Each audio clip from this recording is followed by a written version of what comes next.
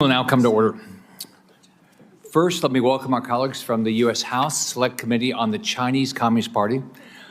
I want to thank Chairman Molinar and Ranking Member Krishnamurthy for joining myself and Ranking Member Gillibrand for this incredibly important hearing.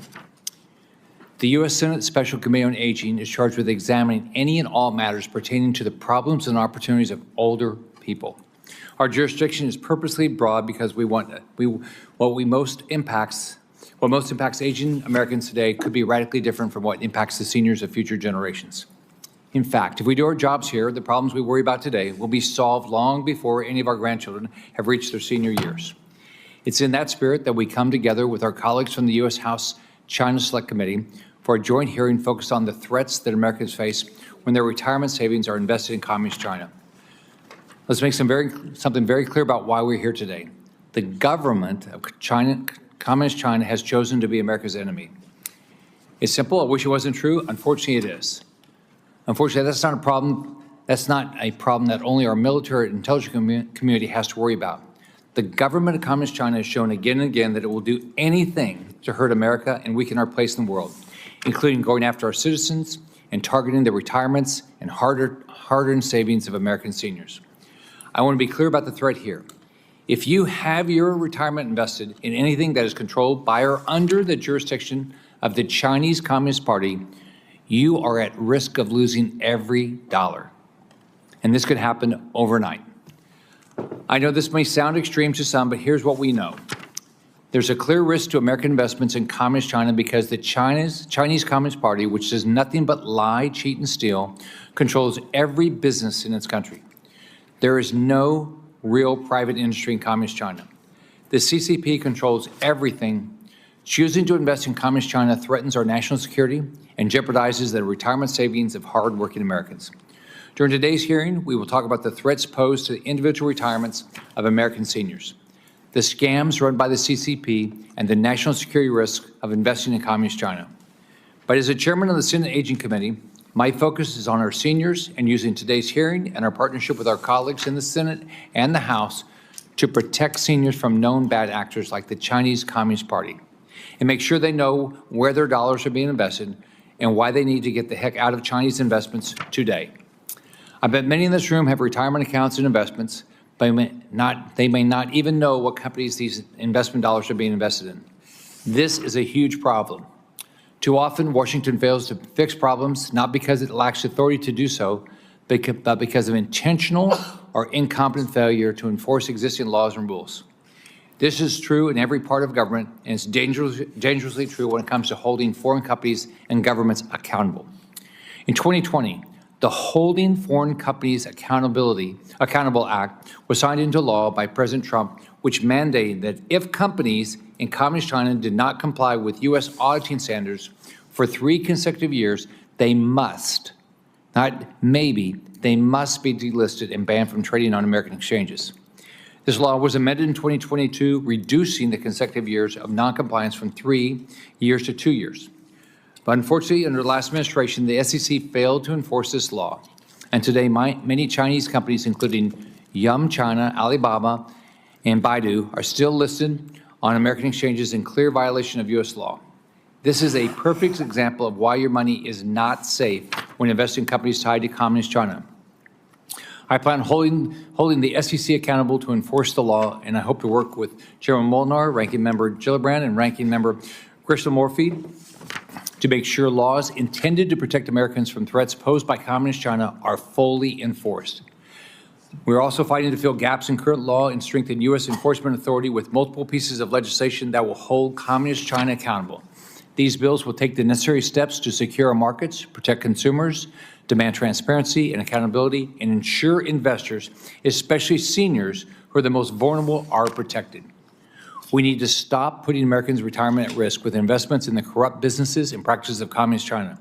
And I believe the new chairman of the SEC will, and I know he's committed to me, that he is going to enforce this act. Stop putting Americans' retirements at risk due to their involvement with propping up the agenda of the CCP. Americans work way too hard to have their financial security destroyed by Communist China. Today, we're going to learn more about this problem and come up with a policy plan to stop it before it is too late and Americans' retirement stability is wiped out by Communist China. I'd now like to recognize Chairman Molinar for his opening statement. Thank you, Chairman Scott, and thank you for hosting us today. And I just appreciate all the colleagues from the House and the Senate for being part of this. This is a unique hearing, not only because it's bicameral, but because it reflects growing momentum in Congress to confront the growing risks to American investors and our national security. Let me start with a simple point. The future of American capital markets and our national security are deeply connected. They're inseparable. For decades, the United States has led the world in innovation and investment.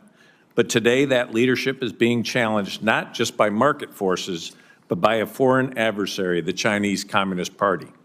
The CCP is actively using its financial system and state-controlled companies to infiltrate American capital markets. And while some might see that as just another investment risk, it's much more than that. We've already seen the damage. In 2021, the CCP abruptly imposed sweeping regulations on China's private education sector, banning profit-making, foreign capital, and public listings. That decision wiped out billions of dollars in U.S. investments almost overnight, devastating major companies like TAL Education and New Oriental.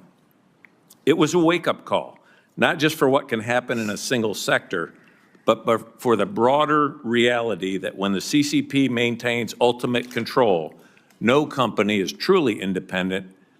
And I look forward to the hearing from today from the witnesses on how the CCP control creates systemic risk for U.S. investors, regardless of industry. Mr. O'Leary has pointed out something in his written testimony equally concerning, the golden share the CCP holds in many Chinese companies. On paper, these firms may look like private enterprises, but the reality is that party influence runs deep. When political control overrides fiduciary responsibility, even the smartest investor can be left in a losing position. That issue has also shaped policy decisions here in Washington. The TikTok bill, for example, was crafted to require full divestiture of CCP control, because anything less would leave the door open to the same risks. We've seen this at play time and time again. Congress has acted before to safeguard American investors through the Public Company Accounting Oversight Board and the Holding Foreign Companies Accountability Act. But the reality is this: the CCP's opaque regulatory regime, its disregard for the rule of law, and its willingness to use financial tools for political gain present ongoing and significant dangers to American savings. So the question becomes this: what more can Congress do to protect U.S. investors from companies effectively controlled by a hostile regime? That's what today is about. We'll hear from experts who understand how the CCP uses its influence to mask risk, suppress transparency, and undermine shareholder rights. And we'll look at what happens when American money flows into companies tied to surveillance, censorship, military buildup, even human trafficking. Americans deserve to know whether their capital is being used to fuel the very threats we're trying to guard against. And they trust us to take action to keep their investments safe. This hearing isn't just the end of the conversation, it's just the beginning. Thank you, Mr. Chairman, and I look forward to today's discussion. Thank you, Chairman Molinar. Now I'd like to recognize Ranking Member Gillibrand for her opening statement. Thank you, Chairman. It's a delight to be here. Thank you to our witnesses. This is a very hot topic in New York. I want to thank my Republican House members and my Democratic House members for joining us. This is so much fun. We should do this more often. I'm grateful you're here. And I'm sure all of us have been hearing from our seniors quite a bit. This has been a very tough time for seniors. The stock market's ups and downs, losing over $1 trillion of wealth over the last few weeks. It's very anxiety-provoking for so many seniors. They worry about the fact that when they go to the Social Security Administration, they can't make a phone call to them, their phone calls aren't returned, they're on hold for 5 hours, multiple stories, problems with getting online access, just the list of worries go on.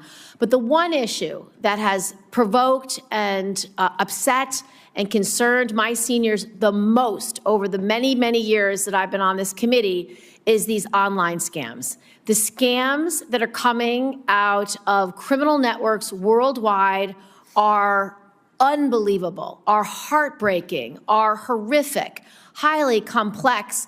International criminal networks are going after our seniors because they know they're soft targets. They know that they are worth trillions of dollars, and if they can get underneath their skin, if they can get them to click on the right button, if they can get them to open a certain piece of mail, if they can get them on the phone and pretend they're their grandchild, they will be able to steal thousands and thousands of dollars. And the PRC, there's criminal networks in China that are so sophisticated that know this is where they can make millions and millions of dollars. And so I think this hearing is essential. I'm so grateful that we have bipartisan, bicameral support for figuring out how can we help law enforcement crack down more effectively on these international criminal networks that are targeting our seniors. The FBI indicates that seniors are disproportionately affected by frauds and scams with over $3.4 billion, B with a B, billion with a B, in scam-related losses for individuals 60 and over in 2023 alone. So we must understand the scope of this problem. And when I've talked to my local law enforcement and asked them, what can you do? They basically have a tough time crossing borders and crossing countries to be able to actually get to the bottom of these scams and these criminal networks. So they need resources, they need support, they need far more help. We know that these PRC organized crime networks are operating in Southeast Asia. They're operating in countries around the globe, and they are able to create massive scams. One of the ones that Mr. Krishnamurthy and I were talking about was, I didn't ever heard this term, the pig butchering scam. So they are looking at our seniors like animals that they are fattening for slaughter. They will scoop them into a scam, get them to trust them, get them to get more and more access to their accounts to the point where they feel like they can get all of the money, and then they steal it. That is a disgrace. That is disgusting. That is something that we have to do something about. The GAO just issued a report. We asked for this report that we requested, and it outlines the actions of the federal government and what they can do to improve complaint reporting, consumer education, and federal coordination to counter scams. That is just the beginning of what we should be doing. But I just want to thank you, Mr. Chairman, for caring to have this hearing. I want to thank the Republicans and Democrats from the House and Senate for being here and shining a light on this outrage that's happening in our country that we have done insufficient amounts about. We need more tools, we need more resources, we need a laser-like focus on how we can make our seniors whole. Thank you, Ranking Member Gillibrand. Now we'd like to hear from Ranking Member Krishnamurthy. Thank you, Chair Scott. Thank you, Chair Molinar. Thank you, Ranking Member Gillibrand, for convening us today. I'd like to address three things. First, a scamming practice called pig butchering, which Senator Gillibrand just referenced. Second, the impact of China-backed organized crime syndicates scams on older Americans. And third, China's culpability in these scams. First, pig butchering is a scam named for the way it lures victims in, fattens them up, gains their trust, and then drains their finances. In many cases, a scammer poses as a family member or friend urgently in need of money. In others, a scammer uses fake identities to get romantically involved with unsuspecting victims, such as older adults. Once the victim's trust is earned, the scammer asks for money or suggests investing through a fake app that drains the victim's finances. Take this story, if you look at the video from just outside my district, of a woman who lost almost $1 million to a scammer using pig butchering. Her husband passed away decades ago, and recently Damask met a man online. He said he loved me. The second time I sent $35,000. Over time, that money sent reached nearly $1 million. Damask says the scammer told her she would get double her money back in his investments. Instead, she now owes money back to her bank, cash which she took from her home equity loan. Now, my second point, this is not just a financial issue, it's a human rights issue and a national security concern. According to the U.S. Institute of Peace, cyber scamming in Southeast Asia, mainly Burma and Cambodia, is driven by Chinese gangs and generates almost $44 billion annually. Weak law enforcement and corruption in this region have also allowed gangs to traffic people from 70 countries, including Americans, into this illegal scamming industry. As USIP has pointed out, the scamming industry is so vast and so lucrative that it now parallels fentanyl as one of the top threats posed by Chinese criminal networks to the United States. My staff actually received a scam text this week. I'm not joking, which we can see here. And it starts with a simple hello. Many of us just delete or not respond when we get texts like this one. In this case, though, we decided to respond to better understand how these scams work. Within minutes, we received a WhatsApp link and pictures of a woman who said her name is Daisy. Here she is, and she says, "These are all my travel photos from different countries. Every time I travel, I can meet all kinds of people and things." Daisy then goes on to compliment us, saying, "You're welcome. You give me the impression of a kind, friendly, polite, and well-mannered man. I can feel the warmth when chatting with you." Over the course of just 7 hours, our dear friend Daisy asked for an investment, and my staffer asked how much she needs. She responded, "Approximate investment of $10 million to $30 million. Money that Daisy would happily walk away with. It's dangerous scams like these that are preying on older Americans.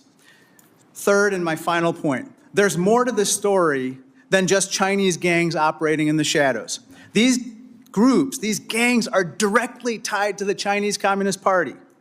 This is Wan Kwok Koi, AKA Broken Tooth, a Chinese businessman, or more accurately, a mafia boss, who is behind a scam compound tied to the CCP.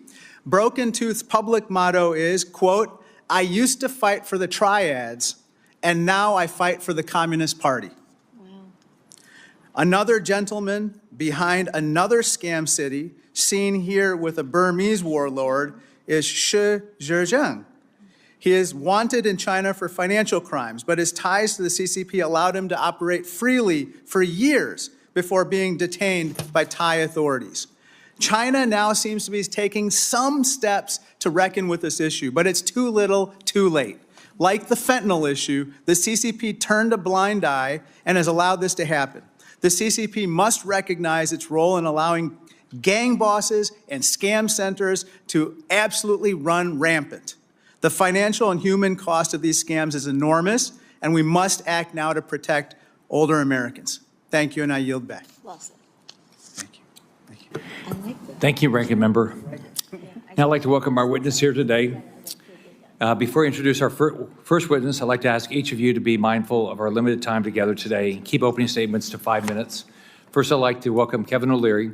Mr. O'Leary is also known as Mr. Wonderful.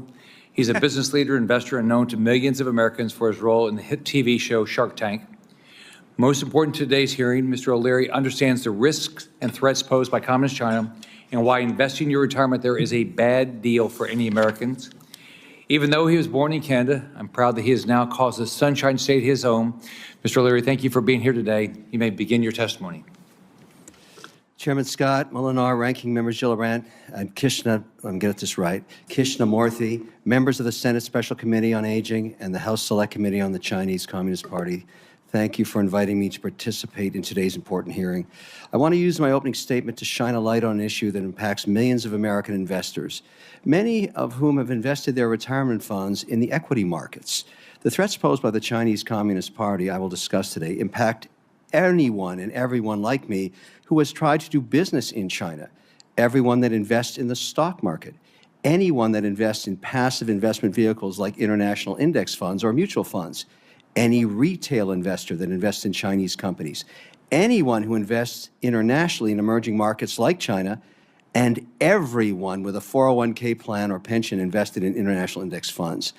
I have nothing against the Chinese people. Their contributions to science and art over the millennia are well documented.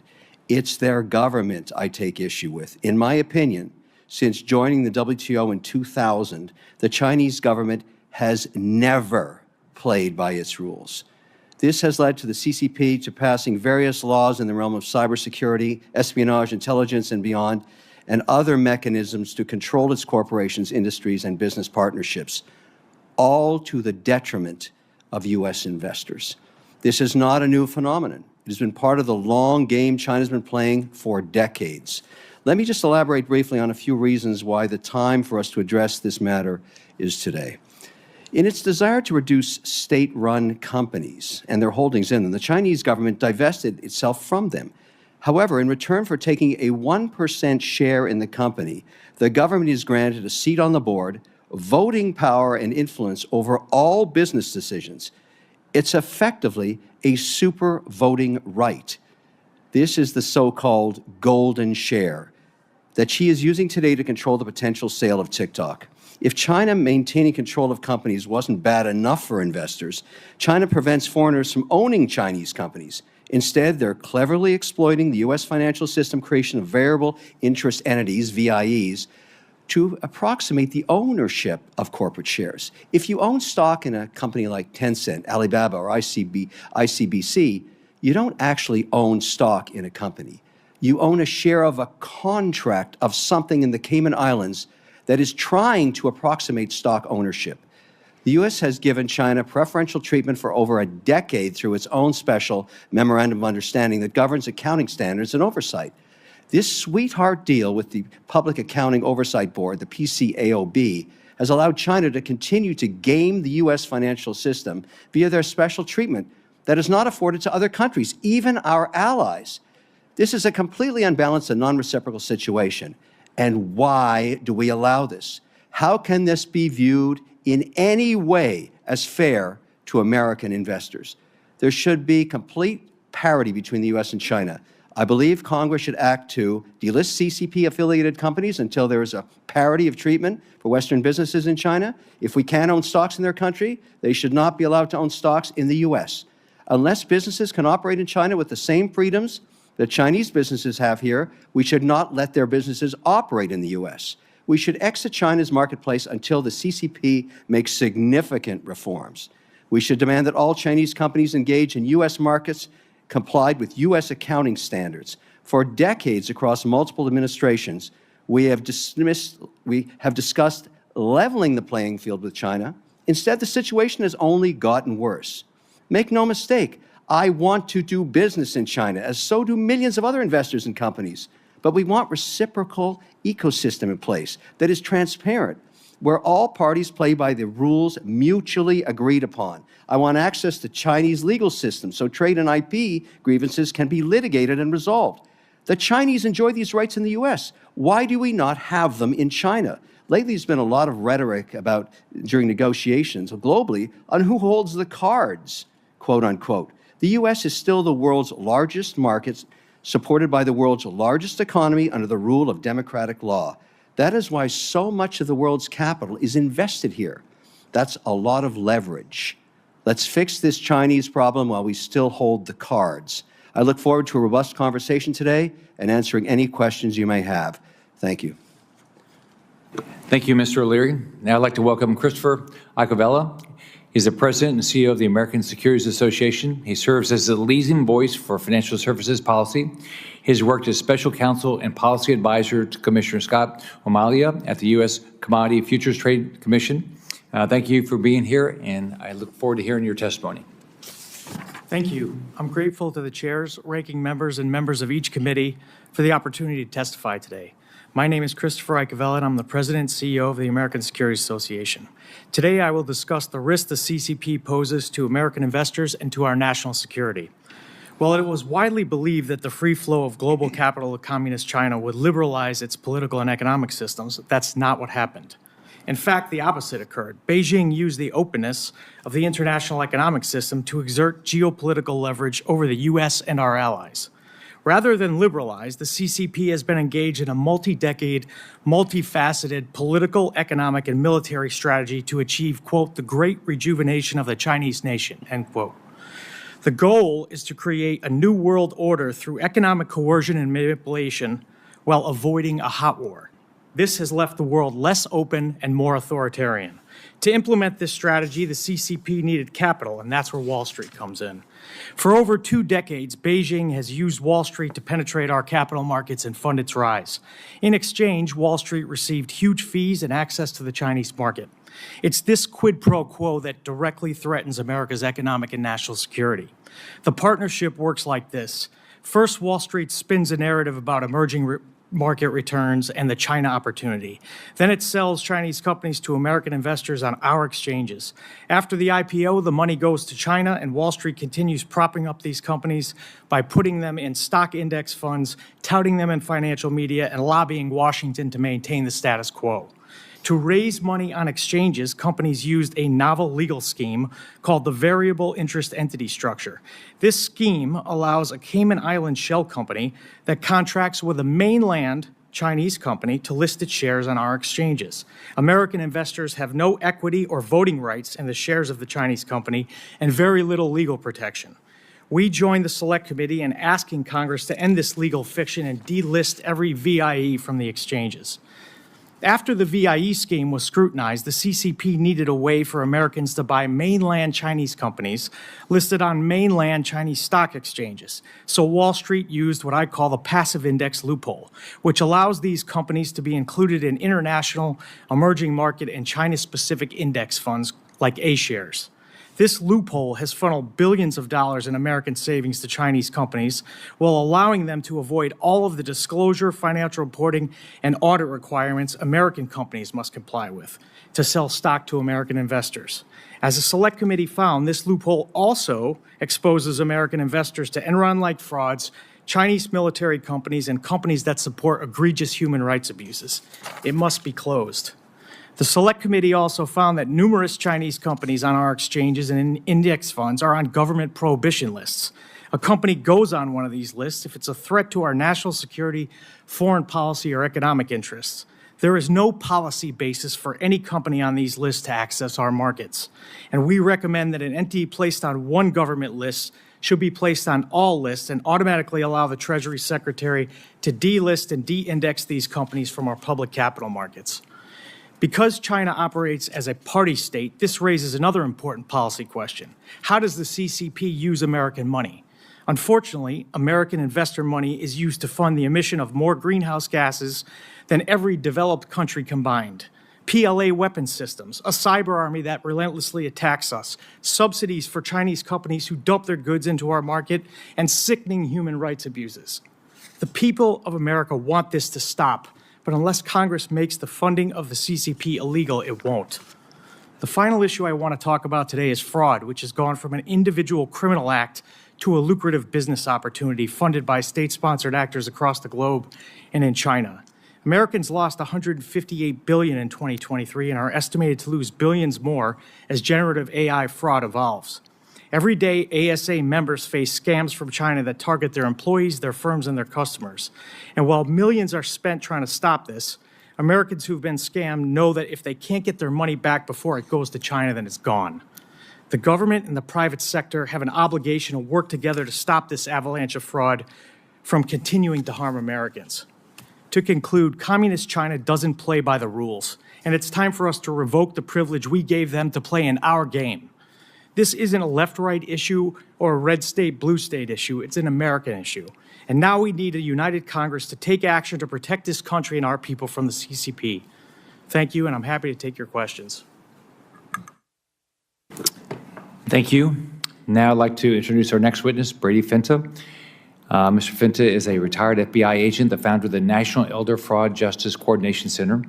Through his work as an FBI agent, Mr. Finta oversaw cases regarding international scam rings targeting older Americans. You may begin. Thanks for being here. Good afternoon. As you said, my name is Brady Finta, and the founder of the National Elder Fraud Coordination Center, and I'm honored to be here. I believe the scale of fraud against America's elders has grown to epidemic proportions, and it's time that we as a country treat it as such, with a proportionate response. I spent 23 years as an FBI agent, predominantly investigating and supervising transnational organized crime cases. And when my assignment exposed me to elder fraud, I was comfortable as the cases are essentially transnational organized crime under a different name.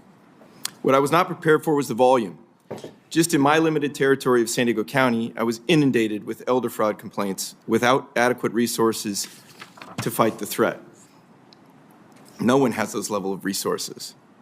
Even after standing up the FBI's Elder Justice Task Force alongside the U.S. Attorney's Office and the San Diego District Attorney's Office and bringing forward our very first successful RICO prosecution, our ability to make a dent in the crime problem was minimal, particularly as we're only able to address less than 1% of the leads. Based on my experience, I believe only about 10 to 15% of the elder fraud victims ever report the crimes against them. Even with this low percentage, the volume of complaints is still too large to investigate. Elder fraud and scam cases are not easy. They're incredibly time-consuming. They literally span the globe, combining organized crime groups in foreign countries with regional organizers, co-conspirators, and mules in the United States. Laundering the proceeds of the crime runs the gamut, from cash to gift cards to wire transfers to digital currencies. For the most part, the complexity of these cases, combined with their innate jurisdictional challenges and resource requirements, limit their investigation and prosecution to federal entities, further straining those resources. In one just very typical case I oversaw, we had scammers in India working with regional organizers in the Bahamas, mules in the Dominican Republic in the United States, and Canadian and Chinese organized criminals laundering the proceeds. The international natures of these scams make them extremely difficult for law enforcement and prosecutors alike to hold those criminals accountable. It gets more difficult when the country where the crime ring is based is uncooperative. While I realize this hearing is intended to focus mainly on China, I'd like to emphasize this is a larger and global issue, and we currently do not have the resources to properly address it.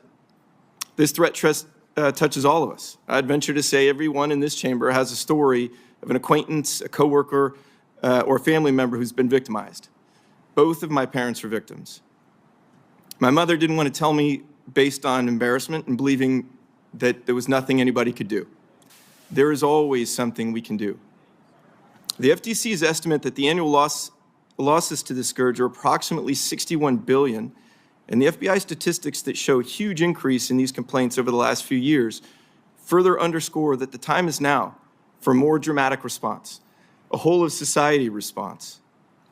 As a country, we've created national task forces of state, local, and federal agencies to combat illegal narcotics, gangs, child exploitation, and terrorism.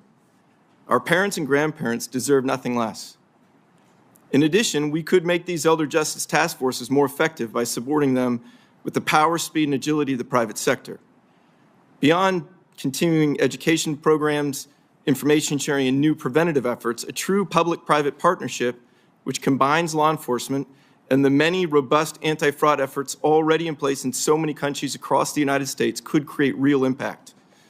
This is the mission of the National Elder Fraud Coordination Center, to bring these efforts together, amplifying these investigations with cross-sector data to elevate the most impactful cases and speed up the process to allow for more of them. Our founding members at AARP and Amazon, Google, and Walmart are dedicated to the idea of pooling these resources together for this worthy cause. And our partnership with the National Cyber Forensics Training Alliance offers the opportunity for hundreds of other companies to do the same. I thank you for your time and attention on this important issue, and I look forward to answering your questions. All right, I want to thank each of the witnesses for being here. Now we'll go through, start asking some questions. Let me start with Mr. O'Leary. So can you explain this idea that Chinese companies, American can buy into make an investment in a Chinese company, and we have no idea whether their financial statements are accurate because they don't have an obligation like American companies do to comply with general accepted accounting principles. And our SEC has not enforced rules which would require any American company to comply, but not for whatever reason Chinese companies don't have to. And what's the risk to an investor? No transparency. Regulations in the U.S. and the regulatory environment and the bodies that enforce it have created the most successful capital markets on earth. More than half, or almost 60% of the world's capital is invested because of the rules put in place for transparency and appellate courts and everything that makes these capital markets work in the United States. And yet somehow, and I'm calling foul as an issuer of securities that's forced by these regulations that I abide by for obvious reasons and want to. I want to be compliant. But I also have to bear the escalating costs each year, which are millions of dollars to be compliant. And yet I look right beside me on a listing and I see a Chinese company that is completely ignoring these regulations and suffers no outcome at all. There's no consequences. And I understood the law gave them 36 months for compliance, and then it was adjusted down to 24 months, and still they're listed, and still I have to compete with them to raise capital. And they don't even have to pay the compliance costs. I mean, what's wrong with this picture? How can this possibly be going on? And I'm so excited that finally this is getting national focus. This is absolutely outrageous and unfair. And we're letting them take this capital if they raise in these markets, that we can't do the same thing there, we can't litigate there, we can't protect our IP there. They use the courts, the American court system, to litigate my companies after they steal the IP and knock the product off. And I can't do anything about it except come here and say, wake up. Like, this has got to stop. It's got to stop, and they have to pay the consequences. There has to be consequences. I would be in a federal jail doing what they do in terms of not being transparent on their quarterly statements. There's no way this can go on. So the Securities and Exchange Commission requires a company that wants to be sell stock to the public to provide disclosure of anything that's material. On top of that, they require them to give audited financial statements, right? Right. And that's what you have to do, right? And I also have to disclose if I have a super preference share. It has to be disclosed that one individual controls the entire outcome of the board and the company. Who would want to invest in a company like that? Do you think I could raise any money if I disclose that? As I have a golden share in my structure that only I can decide all outcomes on every single issue? The board is irrelevant. That's basically what that share is. Could I even compete? And I bet you there are hundreds of companies that have not disclosed that, listed in America today on the NASDAQ and the NYSE. Why are they trading? I can't do that. How come they can?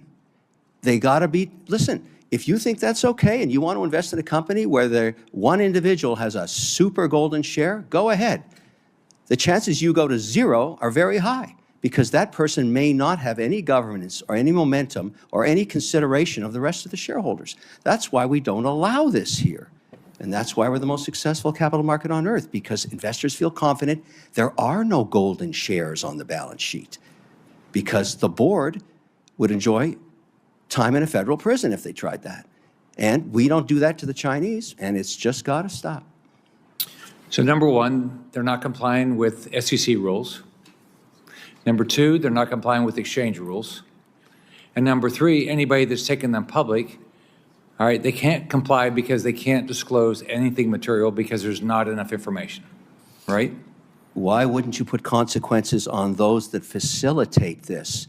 I would love to pour boiling oil over my competitors that are not being compliant. That's why we have competitive markets.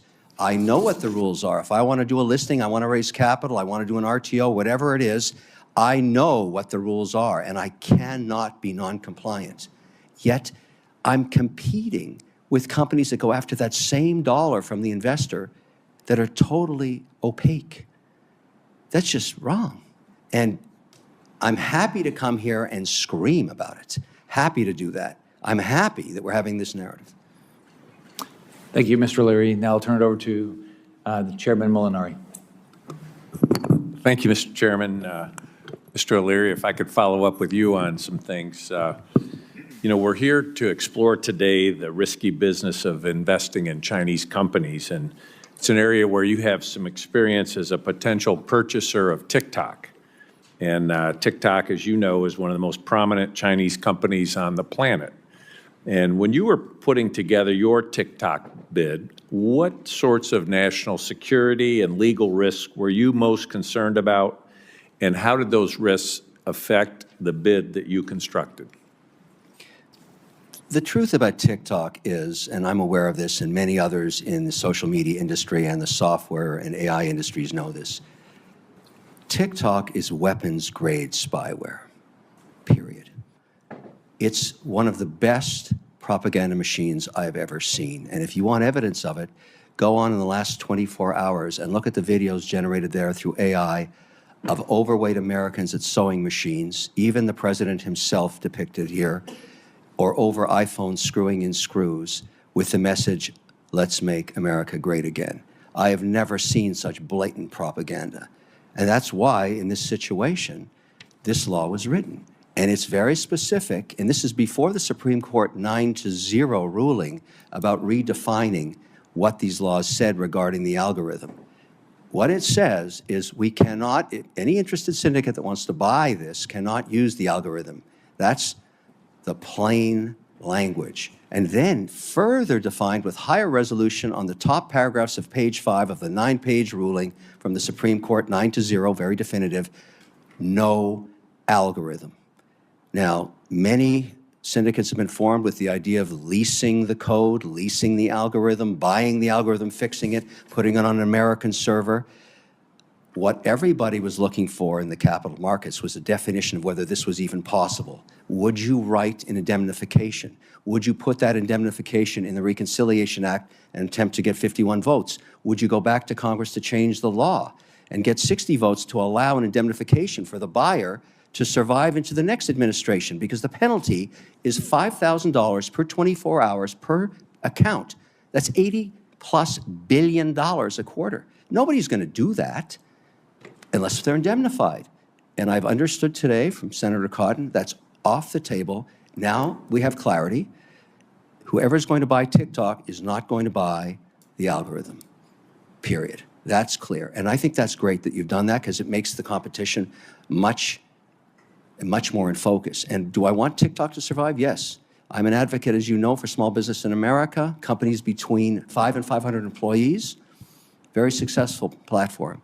Over 7 million families make their living on TikTok. It's the lowest customer acquisition cost vehicle in America. It's a great competitive product when it's used properly. I'd love to be part of the syndicate that buys it. There's no question about it. But I'm also an advocate for these small businesses because they create 62% of jobs in America. They are the American economy. I'd like to see this product survive.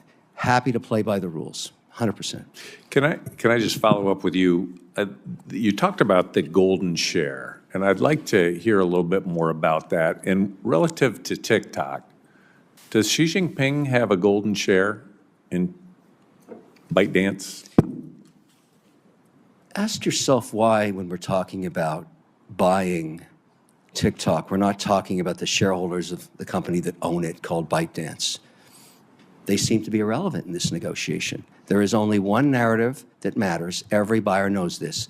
What is President Trump, going to do with Xi on TikTok? 100% he has a golden share. There's no other way this deal's getting done. And I think that's the case for hundreds of companies that have raised capital in the American markets. He will personally decide. You may not like that. I certainly don't. But I respect it to be a fact. And I know I can't do this deal, or anybody can, without his decision on what the structure is going to be. And the laws currently here allow for the Chinese to own up to 19.9% of this as a media company. These laws are already in place. I'm happy to work with this deal, as every syndicate would be, as long as it's compliant. But does Xi have a golden share? 100%. He alone will decide. Thank you very much. And with that, I'd like to call on Senator Gillibrand. Thank you very much, Mr. Chairman. Appreciate you very much. For Mr. Finta, during your career as an FBI agent, you worked on a case that uncovered a multinational organized fraud ring that targeted elderly victims in the United States. Your testimony notes that it is extremely difficult for law enforcement and prosecutors to hold these transnational actors accountable due to the lack of coordination and resources. What do you think should be and could be done to combat and investigate these frauds and scams that target our older Americans that are perpetrated by these international criminal networks? I appreciate the question, Senator. When I said before there is something we can do, I genuinely and truly believe that. We have amazing power here in the United States and opportunity, not just within law enforcement in our government, but in our private sector. Truly, even during those transnational organized crime cases, and pretty much every single one of them involved criminal enterprises overseas with co-conspirators in the United States, our private sector holds the data that we need for that evidence, for the investigation, for the intelligence. Now, of course, it's available by subpoena. It's available by a lot of hard work and a lot of agents coming together over sometimes years to work these cases, which essentially defeats us from getting a lot of progress against a threat like that. Yeah. Not enough cases, not enough agents. Now, if we got to the point where we have in other instances, for example, our JTTFs, our Joint Terrorism Task Forces, where state, local, federal agencies are working together with representatives from the private sector to share information and to advance these cases to the point where they become effective and we can do more of them. The culmination of this across the country, if we had more of these task forces, would inform those decisions that we're trying to make overseas, right? We would have the intelligence we need with more of those cases, with more of those arrests, with more of that intelligence. It's definitely within our grasp. So you're saying you need more personnel and more investigative resources. Is that what you're saying? Yes, ma'am. Similar to, again, ICAC, the Crimes Against Children Task Forces, which are predominantly staffed with local police departments, where those local and state resources can be used to support larger federal and international investigations. The effect of that is much greater than the individual investigations in local territories. So there you're saying you want to deputize local law enforcement to help. Absolutely. If there was an EJTF, an Elder Justice Task Force. A what? Say it again. I'm sorry, an EJTF, Elder Justice Task Force. Yes. In every major city in the United States. And that similar. allows you to deputize local law enforcement? Absolutely. I will work on that with you. What about tech? Do you have the appropriate technology? A lot of these scammers rely on voice recognition systems. They do deep fakes for voice, deep fakes for photographs, deep fakes for bank accounts, a letter from your bank saying, oh, you need to update your password. I mean, they're very sophisticated. Do you have the tech you need? Do you need a technology support? And again, I'll remind the chamber that I'm retired from the FBI. And the FBI does grow and change every single day, but it is the government. That's why I think it's so important for that relationship and partnership with the private sector to bring cutting-edge, current tech from those companies in on this fight. And I think it's a good option that would replace huge results. If we brought tech companies, banks, retailers, and telecoms together, stacking that sort of evidence and intelligence would create an avalanche of positive cases and intelligence. Mr. Icavella, what steps should Congress take to address continued investments by PRC companies by state and local pension funds? And are there any scenarios where the fiduciary duty owed to the pension funds may conflict with the national security concerns at a federal level? I think Congress should take steps to ban PRC investments. I think that the fiduciary duty that's owed to the beneficiaries is very difficult to comply with because diligence in that country is non-existent, and you don't know whether or not the financial reporting, as Kevin said, is actually true and accurate because the Chinese Communist Party will assert a state secret or a national security privilege when you try to do an audit. So that's why I think they should be banned. Thank you. Thank you, Mr. Chairman. Thank you, Ranking Member Gillibrand. Ranking Member Krishnamurthy. Thank you, Mr. Chair. Let's first take a look at some of these scam factories in Southeast Asia. Many of them are in Burma, along the border with China. Mr. Finta, the FBI understands from Thai intelligence that these centers are a haven for Chinese mafia engaged in fraud and criminal acts, right? Yes, I believe that is true. And the CCP could work with local authorities in Burma to shut them down, but for years, CCP inaction allowed the syndicates to flourish, right? Absolutely. And as long as these centers, these scam factories, continue to operate, these scammers will continue to target older Americans, right? No doubt. Let me turn to my next topic. It may not come as a big surprise, but the pictures that elderly Americans are getting scam texted every day are not actually of the people texting. On the Chinese internet, criminals steal hundreds of photos of real people from their social media accounts and then impersonate them with their stolen photos. So Mr. Finta, as you can see behind me, you can buy packages of hundreds of these photos for just 80 yuan, which is about $11, right, on the Chinese internet? Yes, sir. And using these fake personas, Chinese cyber gangs then target older adults and convince them to drain their savings. The CCP says they can't go after the scammers themselves since supposedly the scammers are seeking refuge in Southeast Asia. But Mr. Finta, websites like these, where scammers sell photos of unsuspecting young women, are Chinese websites, right? I believe that is true, sir, and it is common among the transnational organized crime groups to sell all kinds of information back and forth between different groups for different levels of exploitation. And the CCP could, with a flip of a switch, take these down, right? I don't know the technical side behind that, sir, but I think they have great capacity to impact that. So the CCP could stop this, but they are not. And through their inaction, they're complicit in the bankruptcy of countless older Americans, right? I don't disagree with that, sir. Now I'd like to turn to my last topic. So I want to turn your attention to a surprise guest witness, Daisy, who I mentioned in the opening. I had the chance to actually video chat with her yesterday, and she even gave me a compliment. Can you play the video? Yes. Can you see me now? Yeah, hi. Wow. Hi, Daisy. How are you doing? Hi, Frankie. The star. So handsome. Well, it's nice to talk to you. As you can see, Daisy is pretty convincing and engaging, likely enabled by AI, live face filters, or deep fakes. The conversation quickly switched to investment. I had a question for her.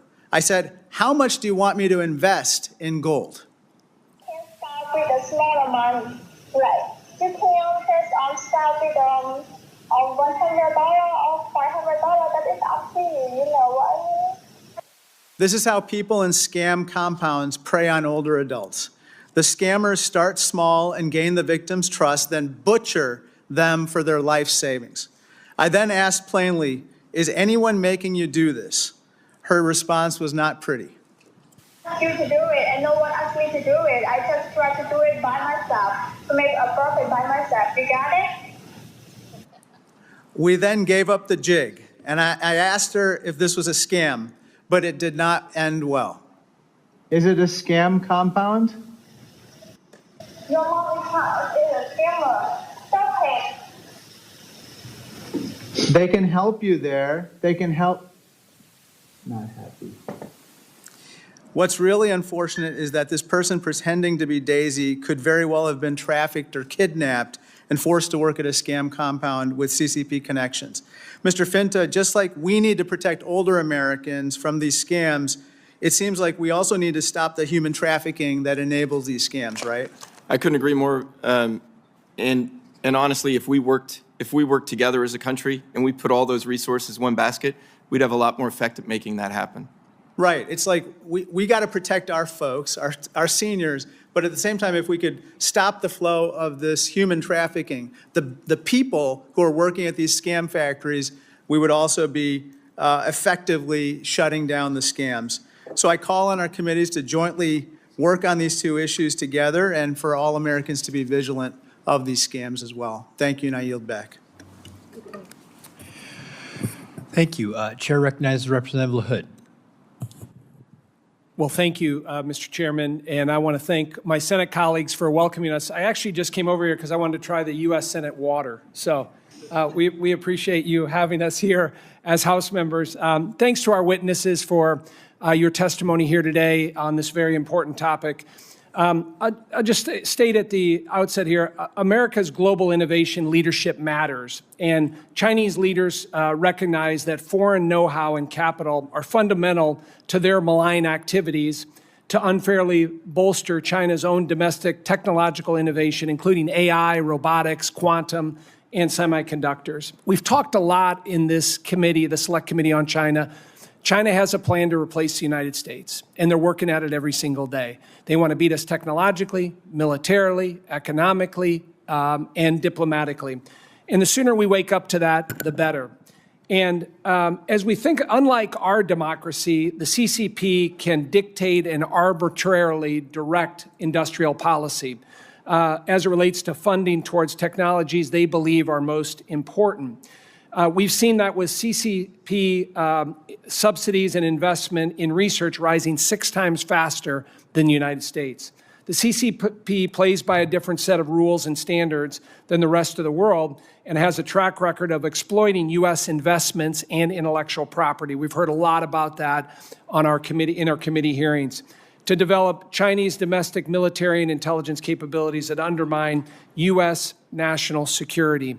New restrictions on access to U.S. capital and expertise could hinder the CCP's ability to innovate new technology. And we have a number of bills in the House right now that we're looking at.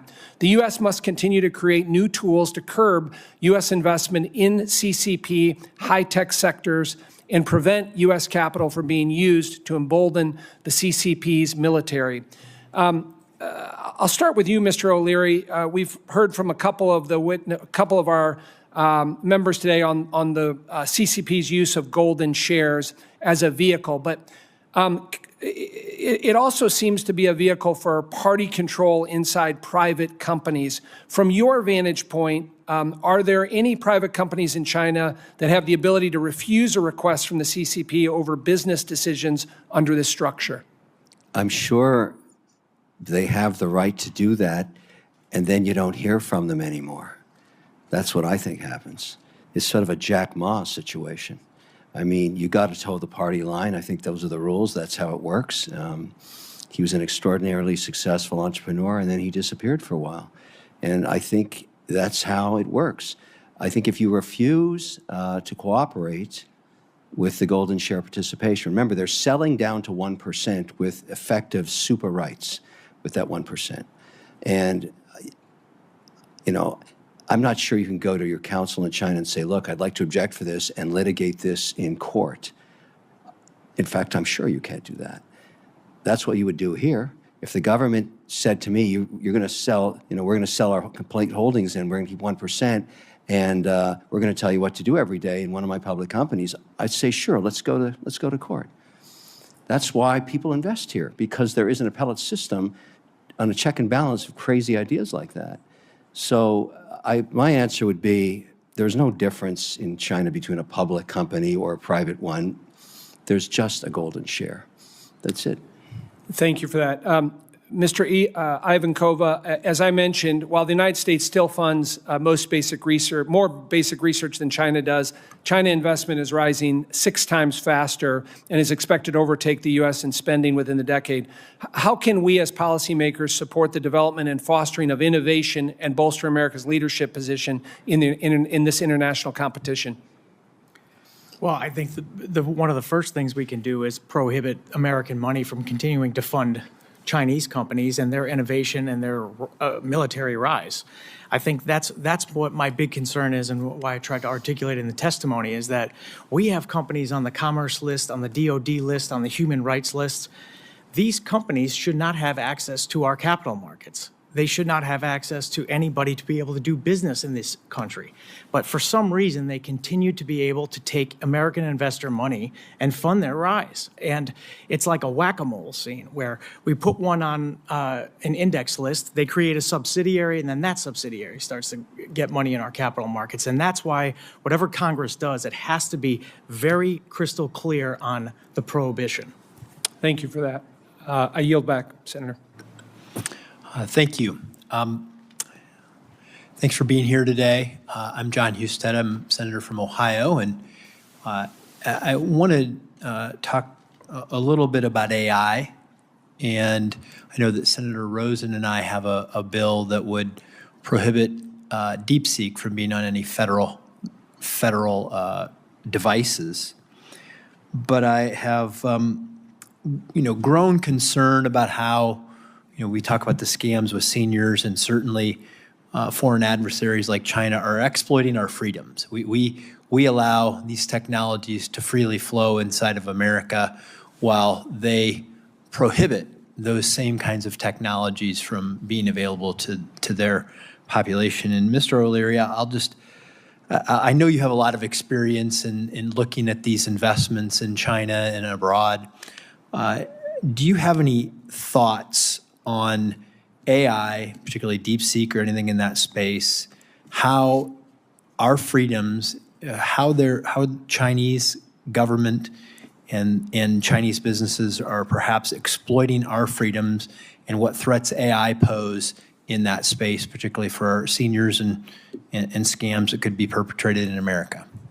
Yeah, this is a good point. This issue around AI competition, it's my belief that the country that advances AI the fastest and with the most capacity is the safest from a defense point of view. I don't care where warfare goes in terms of technology, it's going to be driven by AI. Predictive outcomes in a war scenario.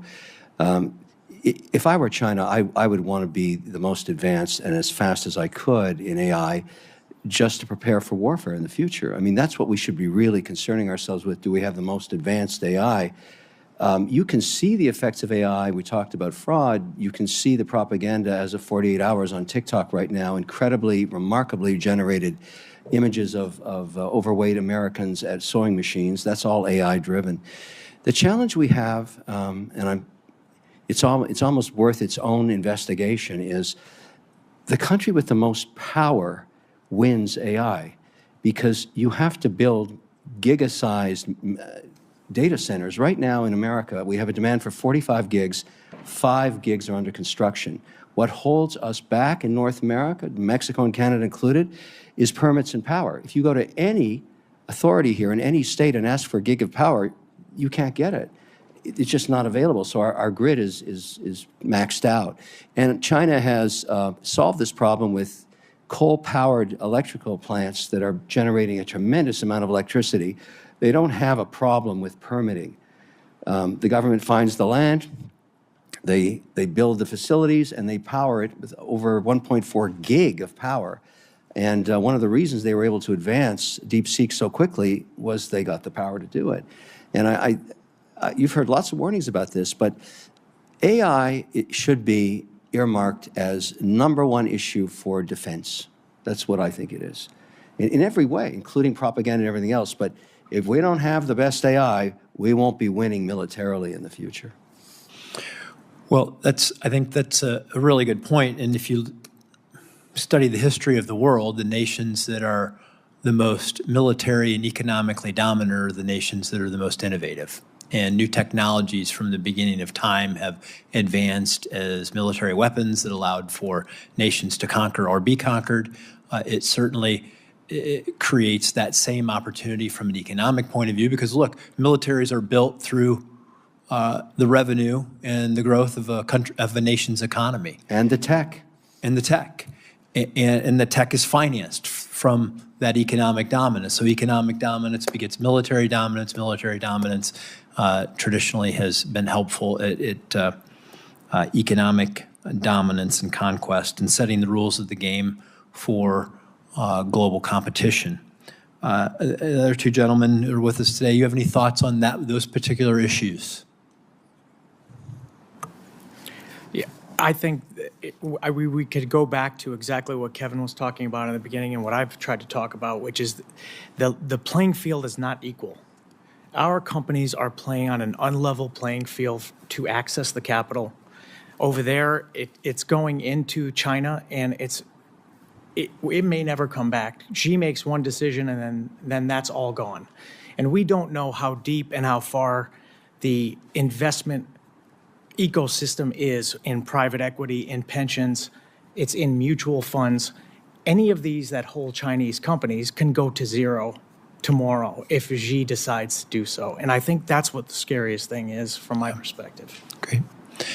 I'm out of time, but I will say to this point, these technologies in a free society that are yielded by our adversaries and people within those nations who will not police the rule of law can be weaponized against our citizens, and in this particular case, our elderly citizens in this nation. And we got to wake up to it, and I appreciate your thoughts. Chair recognizes Representative Castor. Thank you, Mr. Chairman. Thank you to the witnesses for being here. And I want to apologize if I've been kind of squirming in my seat. I'm just like our neighbors and small businesses across America are suffering whiplash right now because of the economic chaos that has been inflicted upon us by the White House and the President over the past few weeks regarding import taxes and just the sheer chaos of not knowing what is coming next. And to the subject of this hearing, that kind of chaos empowers the Chinese Communist Party. That emboldens them to continue their malign economic abuse of our seniors in this country, but our businesses, our allies, our friends. The Chinese Communist Party, they know that these fraudsters and sophisticated scammers target older Americans to steal their hard-earned cash. Is especially poignant in a state like Florida, where 20% of the population over 65. In the latest report to Congress regarding the protection of older adults, the Federal Trade Commission stated that older adults reported losing more than $1.9 billion to fraud in 2023.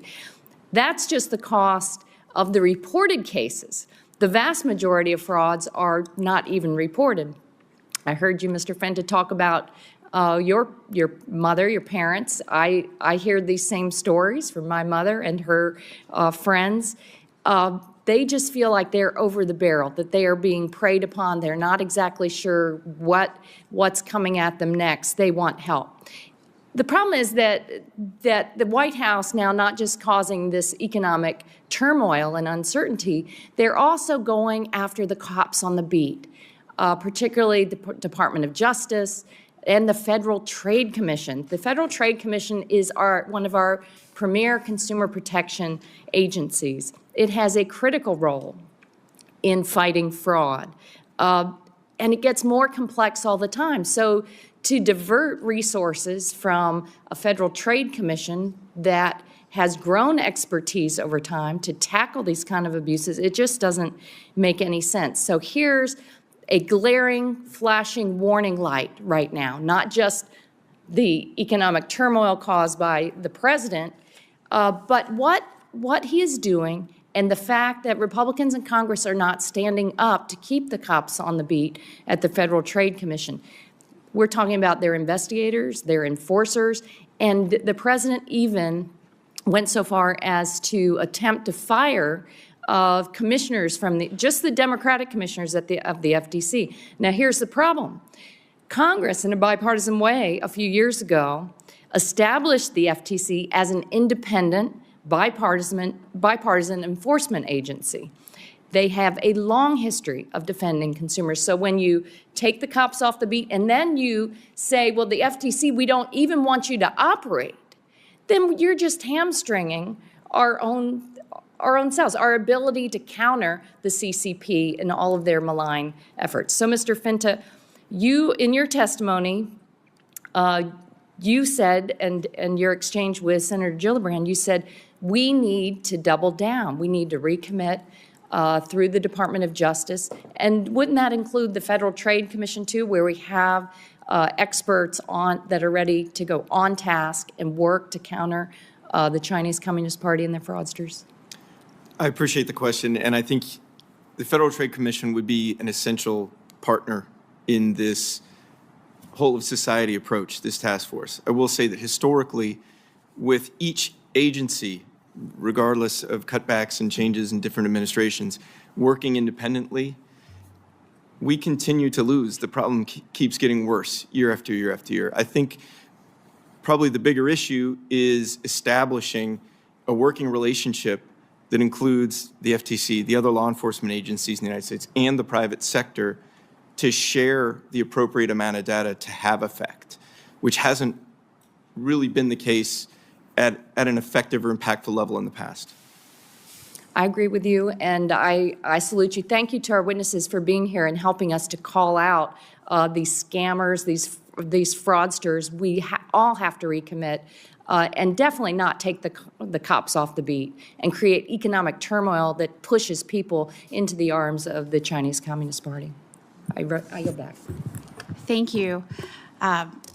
And I know it's probably a little bit confusing with folks running to vote and getting back here to hearing, and also who's chairing the committee. So I am proudly taking over chairing the committee. I am Senator Ashley Moody from the Tampa Bay area in Florida.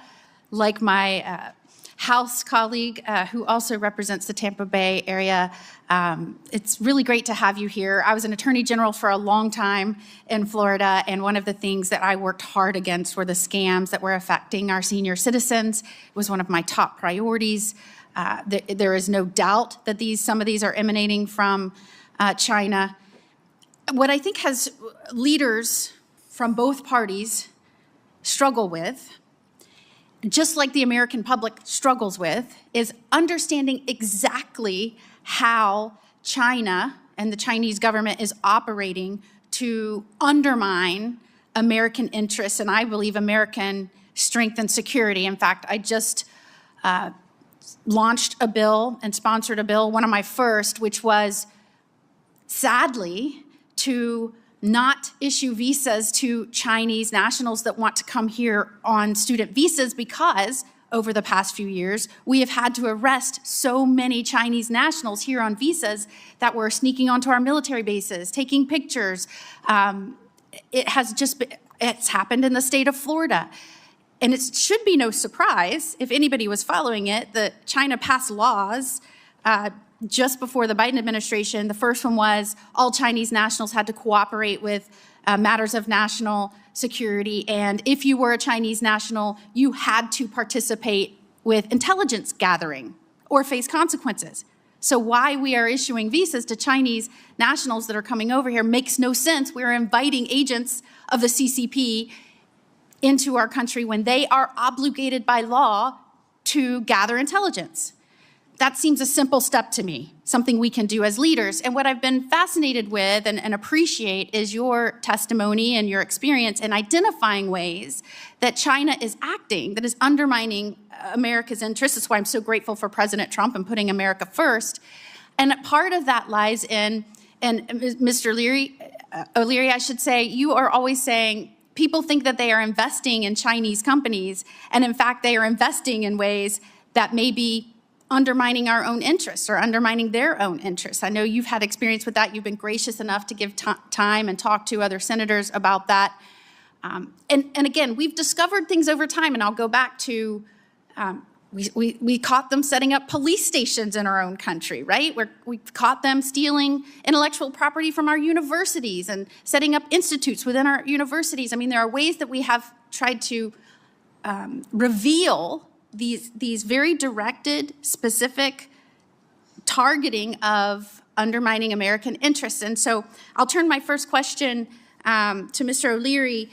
You have discussed how American investors essentially own nothing in China and how the CCP government maintains an ultimate veto over its companies. In your view, what efforts can we do to convince our colleagues and the American people that the government of China cannot be trusted as long as we're willing to tolerate the totalitarian regime in Beijing?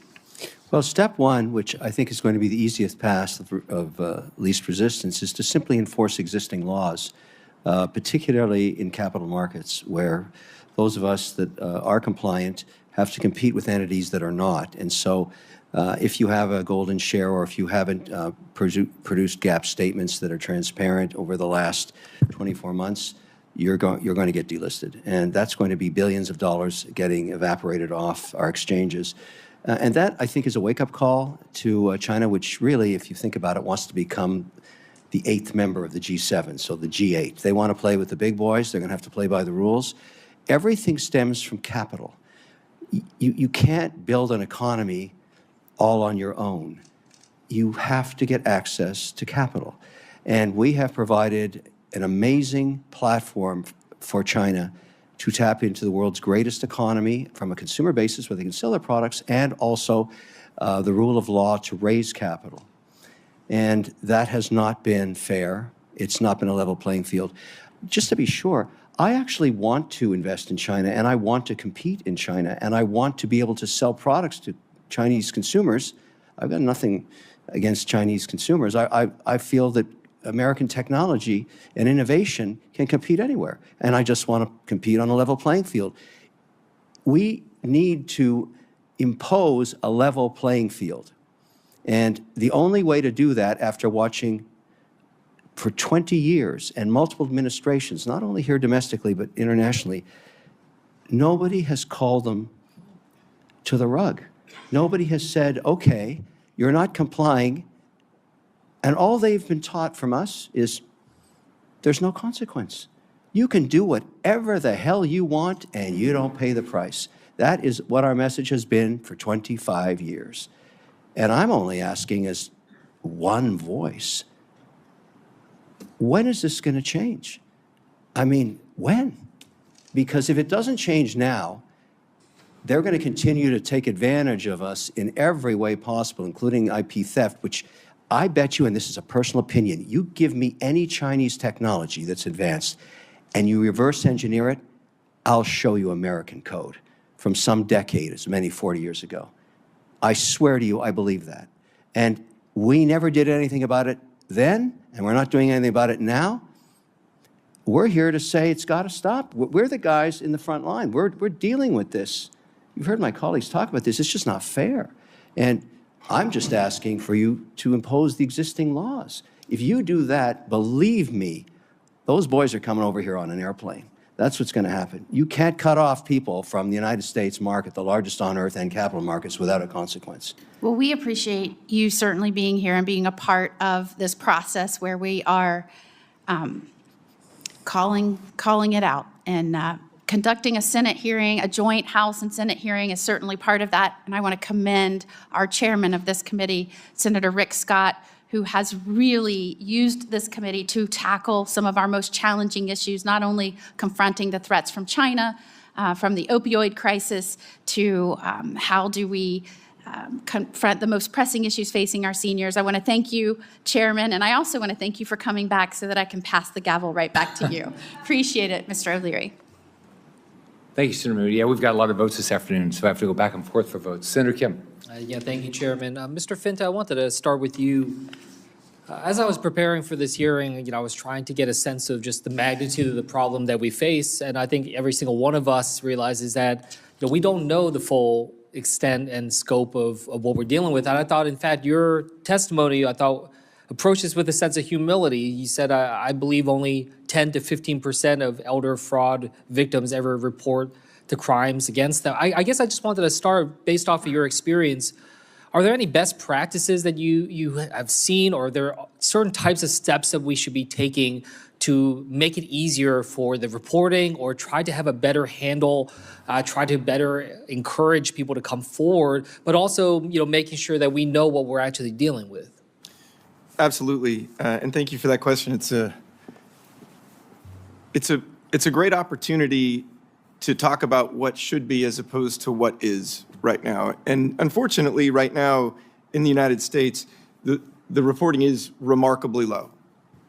One of the other kind of consequences of the crime itself is that a lot of our seniors would prefer to report to their local police departments. But when you walk into a police department in the United States right now and you say, hey, my mom or my dad or myself was the victim of a pop-up ad on the internet where I went to a digital currency ATM and sent money overseas. Unfortunately, the vast majority of the time, what you're going to immediately get is, hey, I'm sorry, there's nothing we can do. Yeah. You should call the FBI, or you should, file a claim with IC3. When you call the FBI as an individual, or HSI, or you file a claim with the Internet Crime Complaint Center, you're viewed essentially as an individual who lost $30,000, could be your life savings.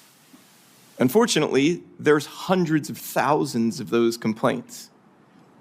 And without a real combined effort to aggregate, really analyze, and work the most pressing complaints, again, with our private industry partners, we're pushing a giant rock uphill as law enforcement. And it does not encourage people to do those reports when they don't see the effects of them. Right? When you file a complaint and that complaint does not get worked, you're not called to testify at a sentencing hearing. Yeah. You don't get that. Well, you said here in a follow-up sentence, even with this low percentage of volume complaints is still far too large to investigate under current circumstances. As you were saying, I guess I wanted to just ask, are we thinking about it in the right model here? I was about to ask you, how much more do we have to surge resources towards this? But, this is kind of like a Sisyphean effort, though, in terms of just, constantly feeling like we're never actually going to scratch what is actually there. I guess I wanted to ask you, in terms of what you experience, are we successful in addressing some of the complaints that we had?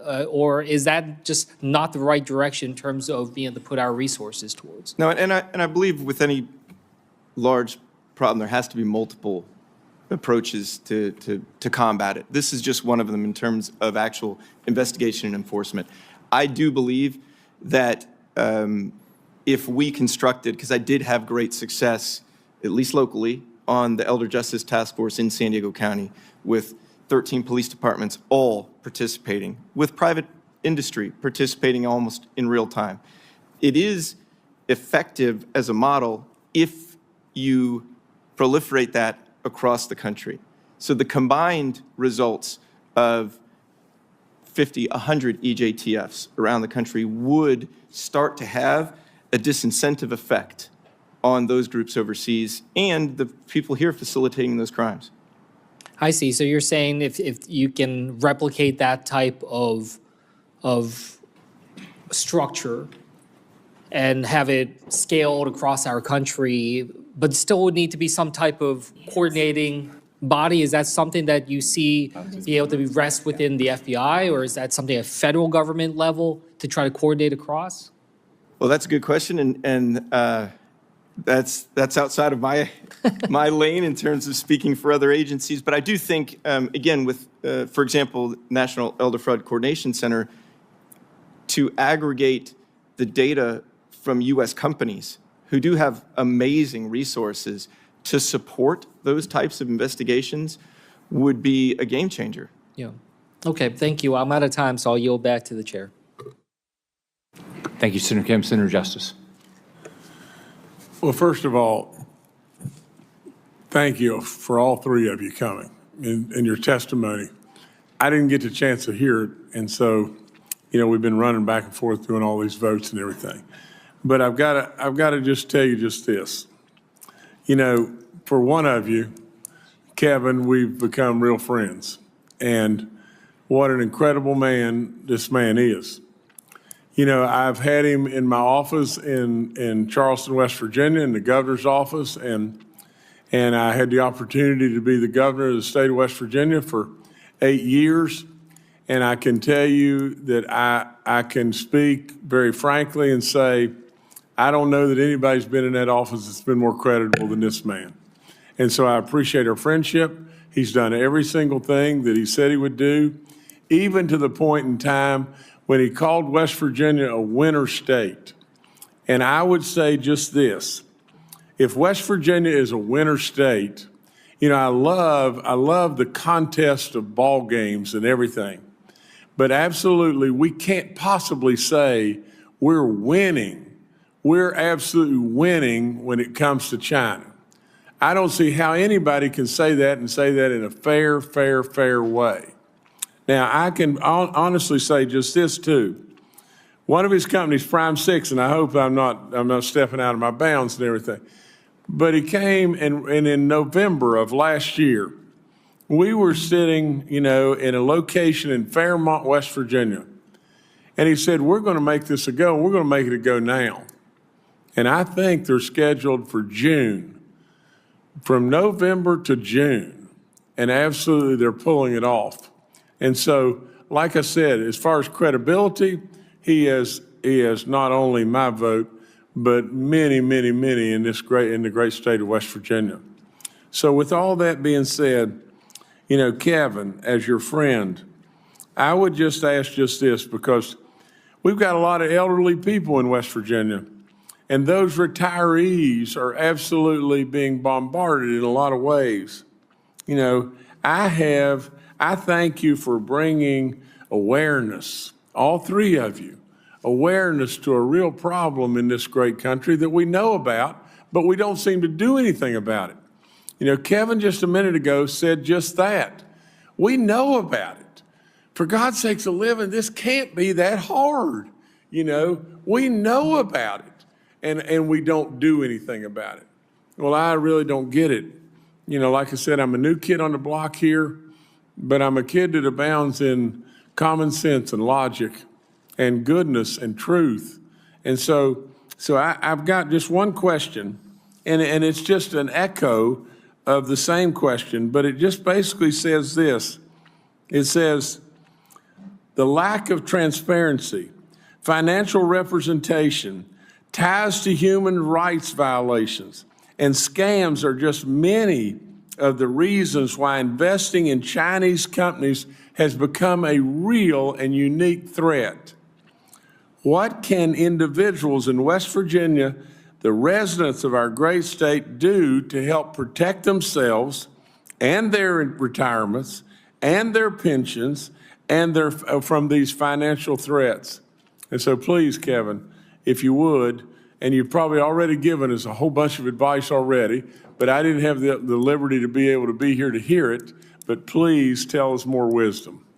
Well, I just feel that if the initiative and the incentive from these hearings and with other members is to enforce existing laws as they stand, we will end up in a much better place in terms of our relationship with China, because they are a large economy, we are larger, and there's a chance to work all this out. I might add that while we've been sitting here, my phone's been lighting up. The market's up 3,000 points, because what's occurring here is the tariff situation with the rest of the world, although chaotic, is getting organized. It seems that way. 69 countries coming to the table, and maybe we end up with zero tariffs. I don't know. China is not the same. It's not the same. We have to resolve the issues we have been talking about here today as part of the negotiation. I don't care if we get to 400% tariffs on China. The only thing I care about is getting them to the table to resolve these issues, to make it safe for every American to invest there or do business with them, including in West Virginia.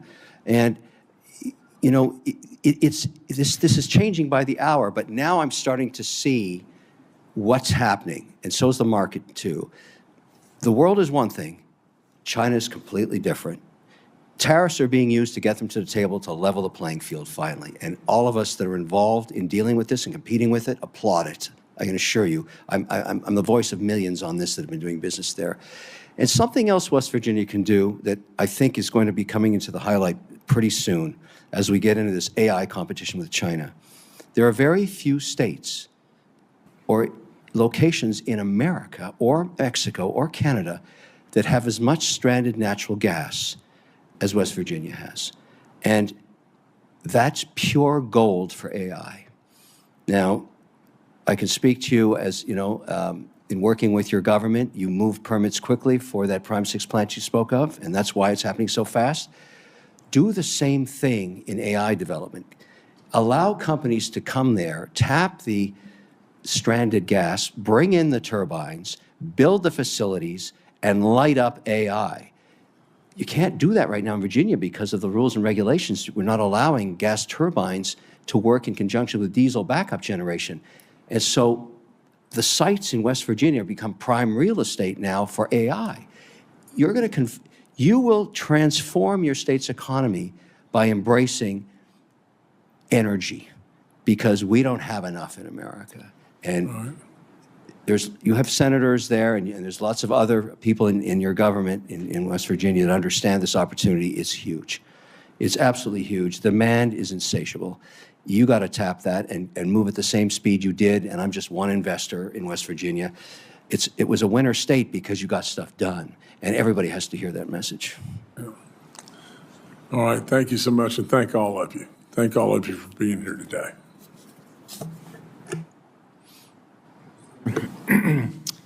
So, Mr. O'Leary, what if there was a company called WeatherTech? You know, and they produce really nice mats for their car. I have them in my F-150.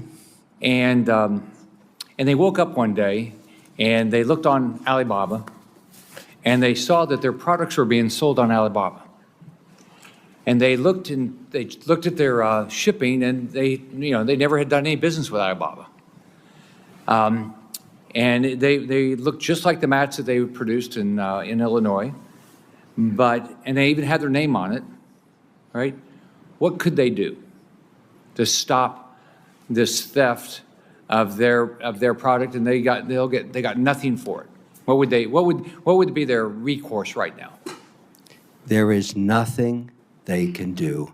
You have just told the story of 1 million small businesses in America over the last 20 years.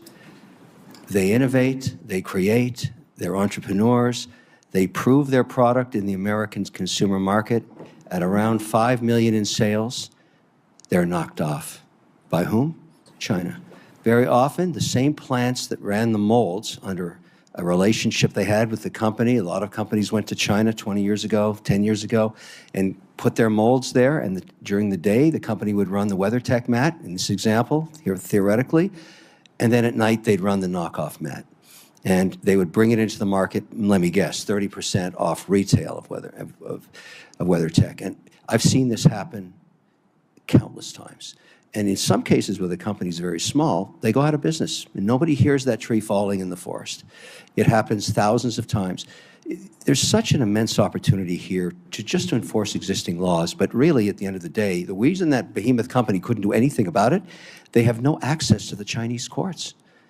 They can't resolve the complaint through litigation, as we do here. So my recommendation is, look, if you're a Chinese company and you want to use our courts to litigate your complaint, sorry, not until you open yours. We'd love to work with you, but unless it's a reciprocal play, the whole idea of today's conversation was just to get to a reciprocal playing field, an even playing field.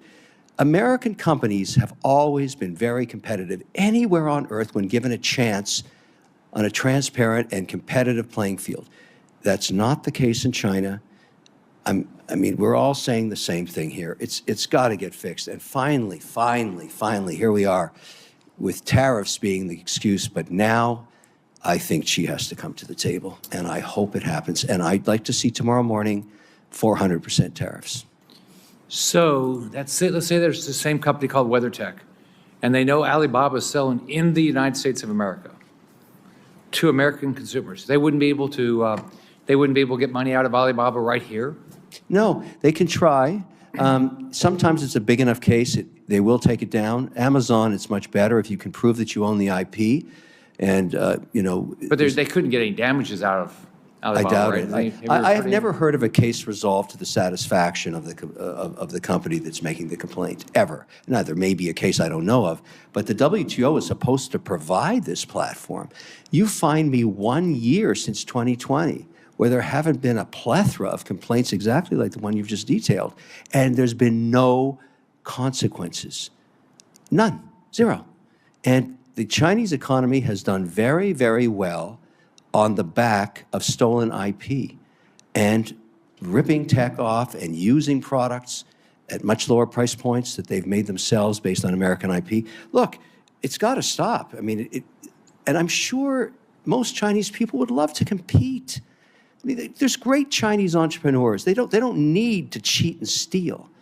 They can't. We just need a level playing field. I would love to see this resolved, and I hope it happens. But I say, and what I've learned and what I've seen in my long career is China understands only one thing: the stick. Give them the stick. They So we have, respond to the stick. hopefully today we'll confirm a new chairman to the Securities and Exchange Commission. So what would you ask him to do? What do you think his responsibility is? Because, so if I used to take companies public, and when I took them public, I had to have current financial statements. I had to disclose all the material information, right? And the SEC enforced it, right? I had to do it with, when I took things public and I sold securities, and I had to do it with my 10Qs and 10Ks every quarter and every year. So what should he do right now? He'll probably be sworn into office tomorrow. What should he do? I assume you're referring to Paul Atkins. Right. He should go right back to the files and execute the mandate the law has given him. There must be dozens of companies that are offside right now in compliance on GAAP. Dozens. They should have been delisted 2 years ago. They're still trading, they're still raising capital, they're still competing with people like me for that money, and they're not compliant with GAAP. There is no way on earth I could do that. I would never have that opportunity, and yet they do. All I want from him, and I think you'll hear a lot of people saying the same thing, is you have this mandate, now enforce it. Yeah. What about, these, Wall Street firms that say, look, American investors, they want to invest in these companies, and if we don't allow them to invest in an American stock exchange, through an American stock exchange, they'll just go some other place. What would your response be to that? What's going to happen when this law starts to be enforced is, and this is the case in almost every regulator, it's the 7 big regulators on earth, they speak with the SEC practically weekly. Everybody complies with the law that's actually implemented and enforced in America in one way or another. They don't want to be offside with the world's largest capital market. It's not that they like us. They want access to the largest capital market.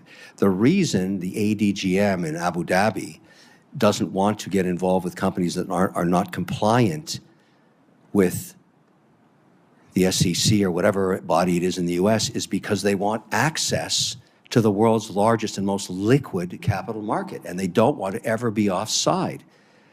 It's the strength of America and the access to the market and the largest consumers market that gives it its strength, and it hasn't used it. And this administration finally, and a lot of people don't like the style of the president, I get it. And listen, with Trump, the way I look at it is I don't focus on the noise, I focus on the signal. What I'm hearing is enough. And we're going to enforce the laws. And that's probably a good outcome for everybody. Although, watching the market go up and down 3,000 points a day is people gnash their teeth. But if that's the price, it's worth it. Chris, this is just a theoretical issue. These Chinese companies, we don't really know what their financial statements are, but it's never really a problem. No one ever loses money. Has that ever happened, or is it just a theoretical problem? No, it's happened. There's been multiple companies. There was a pharmaceutical company named Kang Mei where one day it was a going concern, and the next day it had a $15 billion hole in its balance sheet, and that was because the CCP decided it was no longer a useful concern for it. And that was part of some of the index funds. That's one of the reasons why we started to get involved in this. And to add to what Kevin said on your previous question, they can go overseas if they'd like to, but there's no rule of law in Hong Kong. There's no rule of law in mainland China that stands up to our rule of law. And there's also something called a fiduciary duty, which requires you to do diligence, to investigate. You have an obligation to your shareholders to take into account reputational risks, geopolitical risks, the fact that they might just take over the whole board from a Monday to a Tuesday, or that they might impose capital controls, which basically absorb all of the retained earnings at that company. That's too big of a risk to take as a fiduciary. So I think that's a false argument. I've heard it multiple times, and that's how I would push back on it. So if an American investor, let's say 65-year-old woman, invested in a mutual fund, and they invested in a Chinese stock, and they lied, and unfortunately it went to zero, the mutual fund would not take the money out of it wouldn't take the money out of that poor lady's fault, would they? They would eat that loss themselves, wouldn't they? Well, no, that fund would bring down the overall return. You mean the lady would lose money, even though the mutual fund allowed, they're the ones who bought the stock that didn't comply with GAAP? That's right. That's why the passive index loophole is such a problem, because none of those companies comply with any of our laws. And yet American money goes straight into them, particularly. Well, then would the exchange that stock's traded on, would they take the responsibility so the lady wouldn't lose money? So if it was in the United States here, I think there could be some recourse against not only the underwriters who brought that stock into our exchange. Has that happened? No, it hasn't. So the underwriter who sold the stock of a company that didn't comply with GAAP has no liability in the United States? That's not been tested yet. So you think Chinese company. What do you think the law is? With an American company, that has been tested multiple times, and the underwriter also is liable generally. Now, the exchanges are self-regulatory organizations, which means they have legal authority to adjust their standards, and they're supposed to protect the integrity of their marketplace. And if they have companies trading on their market that aren't complying with U.S. laws, then they do have some sort of a regulatory obligation to remove them to protect the integrity of the market and the investors who trade on it. To date, they haven't done that. So the underwriter has had no liability, the exchange has no liability, and the mutual fund has no liability. So all the money, so if they all did this, then the only person that's holding the bag is the 65-year-old lady that thought she was buying into a safe mutual fund. That's correct, Senator. Can I add something to that? Because I think you made a great point. Let's say Atkins delists a Chinese company and it immediately goes to London Exchange and says, oh, I just got delisted off the New York Stock Exchange and I want to get listed now here. I would think the regulator there would say, can you tell me why you got delisted? Oh, we broke the law in the U.S. Oh, please, come and list here. I mean, obviously, if you're a mutual fund manager with a mandate, you're not going to want to touch that company. Once they get tainted by breaking U.S. securities laws, that's a tattoo forever on that board. They're not going to escape it in any market on earth. It's going to make their shares worth 60% off retail. So I'm not worried about anybody moving, and I suggest my colleagues 100% right.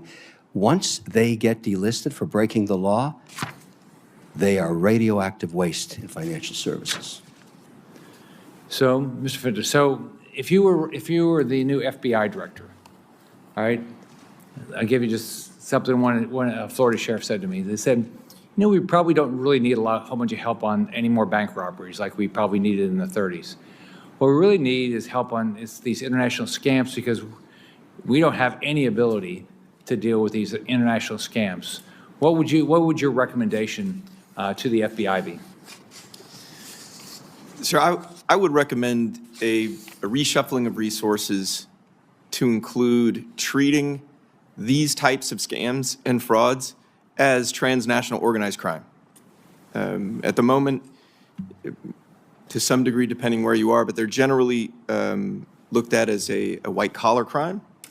The type of investigation that one conducts on white-collar crime as opposed to transnational organized crime tend to differ. Also, transnational organized crime has the ability to rope in agencies all across the United States to assist. which is what you need. When you have money mules in 14 different states, victims in 50 states, actual organizers in a dozen different states, you need a team to work those types of cases. I would also step up the amount of interaction on a real-time basis with America's companies, with our private sector, so that the access to that data, where the evidence lies, happens faster to increase the amount of accomplishment in a shorter period of time. We could do more cases with less. So things like bank robberies or other issues that the FBI historically had been involved in that probably local law enforcement has the ability to do on their own. There's probably other areas. If they actually said, we're not going to focus on that, but we're going to focus on these international scams, would the FBI have the resources to put a lot of smart talent against these international scams? The FBI hires pretty well, sir. I think they have a lot of good, smart people that can do this. I will say, I'm not going to speak for the FBI and what their resources are right now. Just like we did with the healthcare fraud task forces in the past, I think it would be appropriate for the Congress, for the Senate, to actually staff those with budgets, with requirements, to say, hey, listen, if we're going to ask you to do this, we're going to give you the resources to do it. But if we did, as a country, we could accomplish a lot of good. So Kevin and Chris, so let's say I have a new company and I feel really good about it and I want to take it public, all right?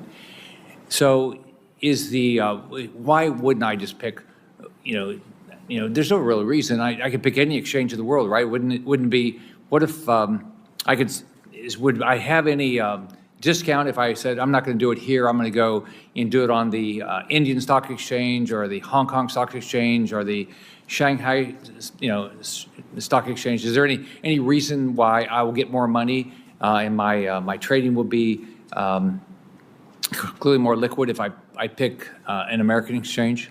Is there any reason to have it? Is there any discount? Any reason not to do it? Every company on earth, pretty well every company on earth, if given the option, would either list on the New York Stock Exchange or NASDAQ, period. And the reason they would do that is the amount of capital that is interested in investing in a company that's gone through the rigorous compliance and transparency with the regulatory laws here on issuing a prospectus, and the fact that they could get indexed into the billions and trillions of dollars that are actually invested in indexes where their company might be included. The largest index on earth is the S&P 500. It's the gold standard. The United States remains the gold standard for public listings. There's very few exchanges that can compete. A company, most of the time, if they believe they're compliant, will always see the availability of an NYSE or NASDAQ listing first. Very often they'll try London next. But it's every institutional investor on earth,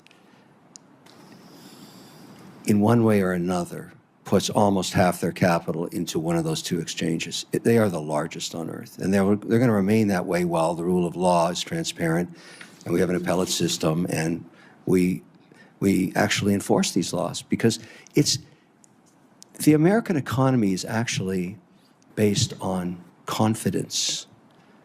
That's what it is. And the belief that it is the most transparent legal system on earth. Now, we've gone through a lot of issues around it, but we've had these issues before. Why is it even adversaries want to invest their capital here? You have to ask yourself that. It's trust. It's it. So the answer is, more people, even adversaries, trust the United States than any other country on earth, and the way you can tell is how they vote their dollars. It all comes here. And anything that, by not enforcing laws, we actually breach that trust.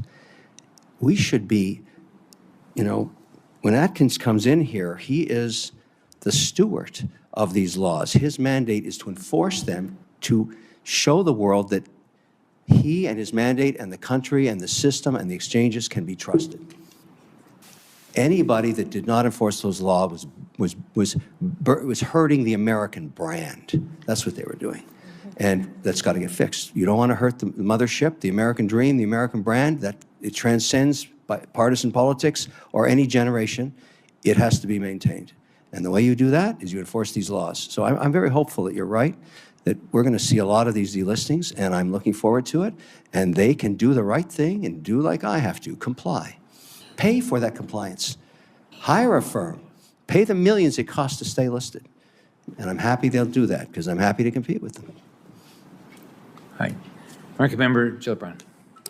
I just want to thank the three of you for your excellent testimony. This was a superb hearing, and each one of you contributed a great deal of substance and ideas to the House and Senate, Democrats and Republicans, to work hopefully on a bipartisan basis to write some legislation to correct some of these challenges and problems. Senator Scott and I are chairman of and ranking on the Senate Aging Committee. The House members were the special committee on China, so that was the area of differences in our questions. But I really appreciate the depth of knowledge that each of you have, and you've given us great ways that we can work together to protect not only the American dream, but protect our parents and our grandparents to make sure they are not continually targeted and absolutely scammed out of their hard-earned dollars and their retirement savings. So thank you.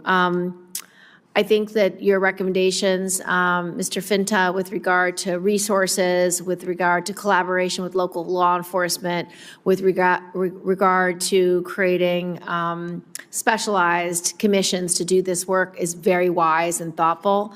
Mr.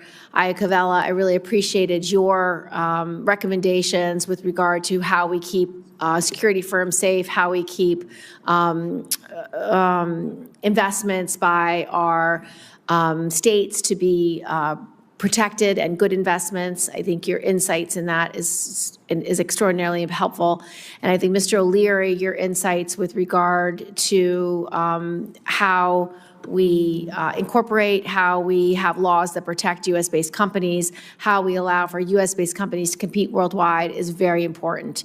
And I couldn't agree with you more that the stability of U.S. markets and the fact that people respect our law enforcement and the oversight and accountability that we can provide in this jurisdiction is worth everything. It's why people want to do business in the United States. So thank you all for being such important leaders, and I appreciate all the contributions you made to us and to this committee. Thank you, Ranking Member. We've got a few House members coming back, but I've got another question. I just want to. So, Mr. O'Leary, what if there's a company called ByteDance that owned a subsidiary called TikTok, and the U.S. government made the decision, Congress made the decision that they shouldn't do business in our country because it was all Chinese propaganda, right?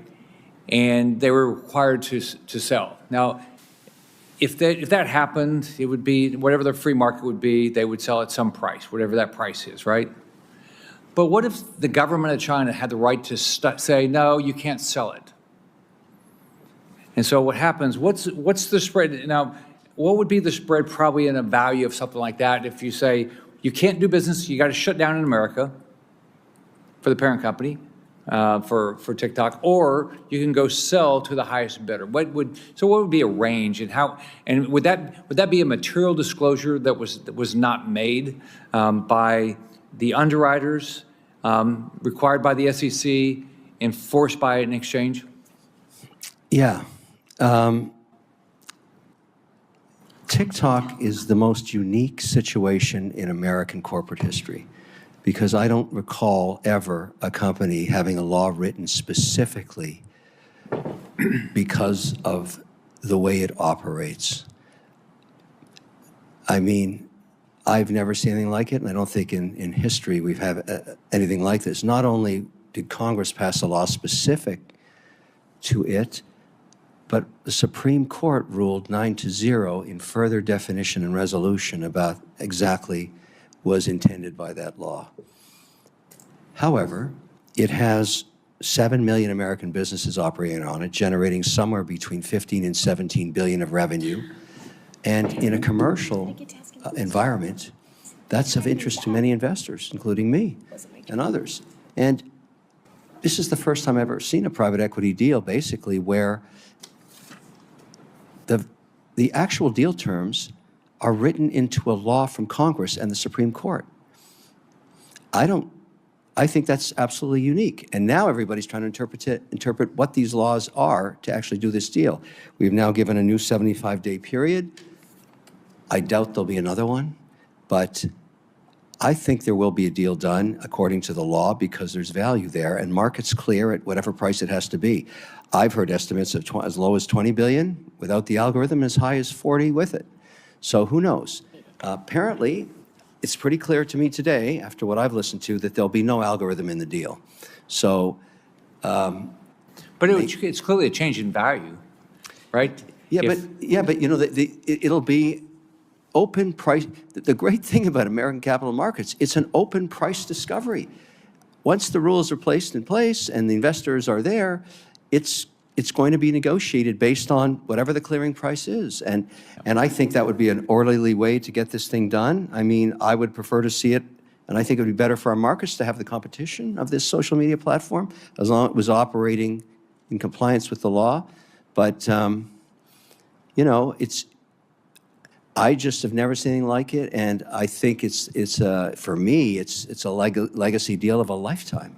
It's just, if I'm in any way part of the solution, I'll be very proud, because here's how I feel about it. Those 7 million small businesses, they're all shark tankers. They're all second-generation American entrepreneurs, and we should protect them. We should make sure they survive this whole thing. It's not their fault. It's a shame to shut their businesses down, whether it's lipstick or clothing or whatever their product or service is. They're generating 1 to 3 It's a business, and there's jobs, and there's income. That's it. Congresswoman Hinson. Thank you. Thank you, Mr. Chairman, and to our ranking member as well for hosting this hearing over on your side. It's great to be over here. Over and over again, we continue to see Chinese companies systematically working around and continuing to take advantage of our laws to boost their growth while cutting us out of that process. They've been playing long games in this case, and too often we have been used and outmaneuvered. And as we've heard discussed today many times, American retirements and investments have flowed directly into these companies that strengthen the CCP's surveillance state and in many cases are tied directly to forced labor violations. And that's why I recently reintroduced my bill, the Protecting American Industry and Labor from International Trade Crimes Act, which again empowers the Department of Justice, gives them the tools that they need to better be able to go after the bad guys, to detect, investigate, and prosecute these trade crimes, especially those that are frequently committed by the CCP, duty evasion, transshipment, forced labor violations, all the things that we've talked about today that disadvantage American workers and American businesses. So, Mr. O'Leary, my first question is for you today. How do CCP state subsidies and the dumping practices that they regularly utilize distort our markets, and how do they hurt our domestic manufacturers and producers, particularly in rural communities like mine in Iowa? Well, the number one way there's damage done is not abiding by IP laws. That's probably the most long-term damage that has occurred because it's small increments. Undoubtedly, if you go into your constituency and ask entrepreneurs over the last 40 years, you're going to find many companies that were knocked off in China and nothing was done about it. Some cases they're bankrupt now as a result of. You got to think about something. An American company that spends, let's just use small numbers, $10 million in developing their product, and all the R&D, and they're going to have to amortize that over the life period of maybe 5 years on that product. And they put it on the market, and it immediately is a hit. And that would be defined by 5 million in annual sales. 5 million annual sales. Generally, you're going to make, 15 to 20%. You can support a family. You can grow the business. The minute that's seen by China, particularly if it's a weather tech or something so simple that can be knocked off, China did not participate in spending on the R&D. They didn't participate in developing the mold in some cases at all. They simply let the American company prove the market, and then they knocked it off. Right. If that happened stateside, within within hours, I'd shut that down. It would be easy. You could hire a local lawyer to do that. Can't do it in China. And so incrementally over the years, if there's one thing that we could change in this current narrative with China would be to establish reciprocal IP laws and ways to litigate them and resolve complaints, which was intended in 2020 with the WTO agreement that they agreed to. And then there would be very punitive penalties if that was not abided by. And the best penalty is disallowing access to American capital markets. And in my district, it was actually seed that they stole out of our cornfield. So you talk about spending billions of dollars on that IP and the R&D that goes into it. They were actually caught in an Iowa cornfield trying to steal the seed by the FBI, and the FBI pursued the investigation and tried to hold them accountable, actually arrested someone here in the United States. But we need more resources to be able to go after these people and actually enforce the trade laws that we do have on the books and, of course, protect these key industries from that unfair competition. And as you said, they just come in and they let us prove the market, they let us do all the work, and then I've learned something in the last 2 years you should know, and I speak to everybody in the room on this. They don't think there's anything wrong with that. Right. It's just how they do That's business. not taught to them when they're young entrepreneurs, that there's anything wrong with stealing IP, because there's no consequence. Yeah. And the only way, when a puppy is being, well, I don't even want to use that analogy, but you got to get the stick out. Right. And this is about protecting Main Street small businesses and those innovators. Right. And so let's talk about the flow of capital going to these companies that are then turning around and being used against us. We've talked about the fact that they're able to trade on our exchanges. One example, Chinese LiDAR firm, Heisai, with links, of course, to the PLA, also on the DoD blacklist. But they are still trading publicly on the New York Exchange. I actually sent a letter to the NASDAQ last year asking them why are they allowed to continue to do this and remain listed. So I want to thank the chairman for his leadership in the Senate on this issue as well. We've tried to hold them accountable here and try and limit this. But given these very clear national security concerns, Mr. Iacovella, why are they still allowed to trade on our markets when we know so very clearly that these dollars are being used against us? Well, hopefully a new sheriff in town 48 hours from now, they won't be. And I really hope that happens. I'll certainly do a shout out for him when he gets confirmed. I mean, this is somebody that should be enforcing the law because this is what maintains trust in the system. And I hope it happens. And there'll be very little consequence to public markets if it'll be a big wake-up call. Other exchanges will look at this. And I think there'll be a reaction in China domestically to get on board.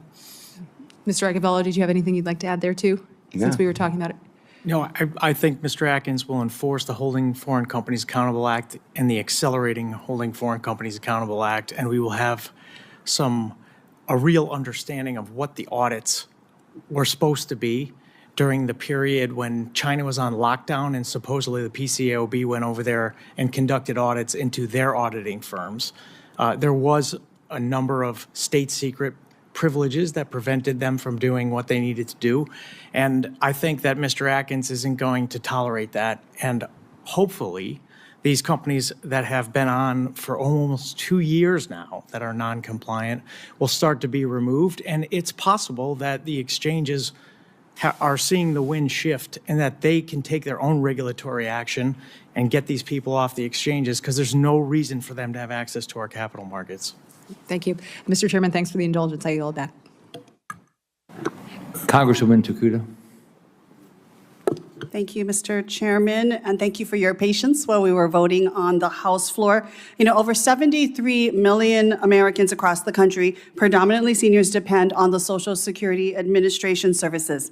And yet, Social Security's website has been crashing, as you know, repeatedly over the past few weeks. Outages have lasted as long as a day in some cases. Other issues include confusing messages claiming that SSI recipients were currently not receiving payments. And all of this comes at a time when this administration is rolling out a new policy for identity proofing that will require millions of beneficiaries to set up an account online or show up in person, adding to the confusion.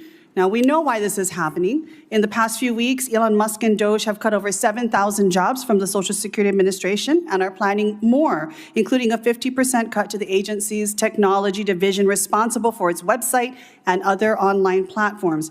Last year, during the massive CrowdStrike outage, we saw an uptick in online scams to take advantage of the situation at hand. Our own Department of Homeland Security put out a bulletin warning of increased phishing and malicious activities.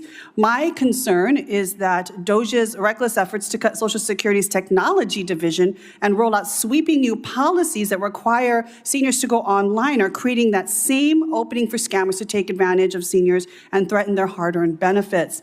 Mr. Finta, would you agree that the instability in Social Security's website presence and online platforms is creating unnecessary uncertainty among our nation's seniors and others who depend on Social Security, and creating opportunity for China to both spread propaganda and for scammers to use this as an opportunity to exploit our elders? Ma'am, that's not my area of expertise in terms of the markets and the confusion. If there's Okay, a law but you enforcement... deal with preventing fraud and abuse among seniors. Yes. And right now, our seniors, you're finding concerned about their Social Security benefits as a result of mixed messages they're getting online and proof of authentication, their identity. Confusion does tend to support criminal activity, if that's what you're getting at, ma'am. I think what I'm getting at is that if seniors are worried right now that they may not be getting their payments because they've actually gotten email messages that were incorrect, that if they have to make changes, they have to go in person or create online platforms. And in rural America, like where we live, you can't always get physically to a site. And so if you have this opportunity present itself to scammers, scammers are often looking to exploit situations like when people are scared or when there are changes in systems or even changes in updates to malware and whatnot. Do you think that this potentially could create an opportunity for them to exploit seniors given the confusion and actually the lack of staff? As was mentioned at the very beginning of the hearing, people won't even necessarily get someone answering the phone for hours if they call for help to Social Security. Is this a potential opportunity for scammers that we are seeing right now? There's no doubt in my mind that given the opportunity, transnational organized crime groups would take advantage of that situation. And if we had a situation where actually cutting tech staff that help to maintain these platforms, are we not creating a more vulnerable environment for scams on our seniors and our Social Security beneficiaries? I don't disagree with that statement, ma'am. Okay. I see that I've used quite a bit of my time. I did want to move on to reports that we saw in February from Wired that reported at least 8 scam compounds in the Myanmar-Thailand border region were using SpaceX Starlink terminals to connect to the internet and to carry out their operations. And between November 2024 and February 2025, there were over 40,000 logins to Starlink from known scam centers in the regions. I think Ranking Member Krishnamurthy was actually pointing some of those out. Mr. Finta, from your work protecting American seniors from fraud and other forms of financial exploitation, as well as your law enforcement background, how important is it that companies like SpaceX and Starlink and other companies providing similar technology develop robust processes to crack down and be an ally on trying to prevent these kind of abuses of their systems that target American elders and retirees? Ma'am, it is my experience that these companies do have anti-fraud and vulnerable persons programs, and they do work towards those efforts. Individually, it is difficult for those companies, in my opinion, to have that kind of success as much as what we could if we had an all-of-government or an all-of-society approach towards supplementing those efforts. I'm not specifically familiar with the Starlink Okay, well, it seems that there are actually a growing number of vendors that are openly advertising Starlink access as a solution for online scam operators. So we clearly need to work closer with them to make sure that we prevent and stop this fraud and abuse on our senior population. Thank you very much, Mr. Chair. I yield back. Thank you. Congressman Barr.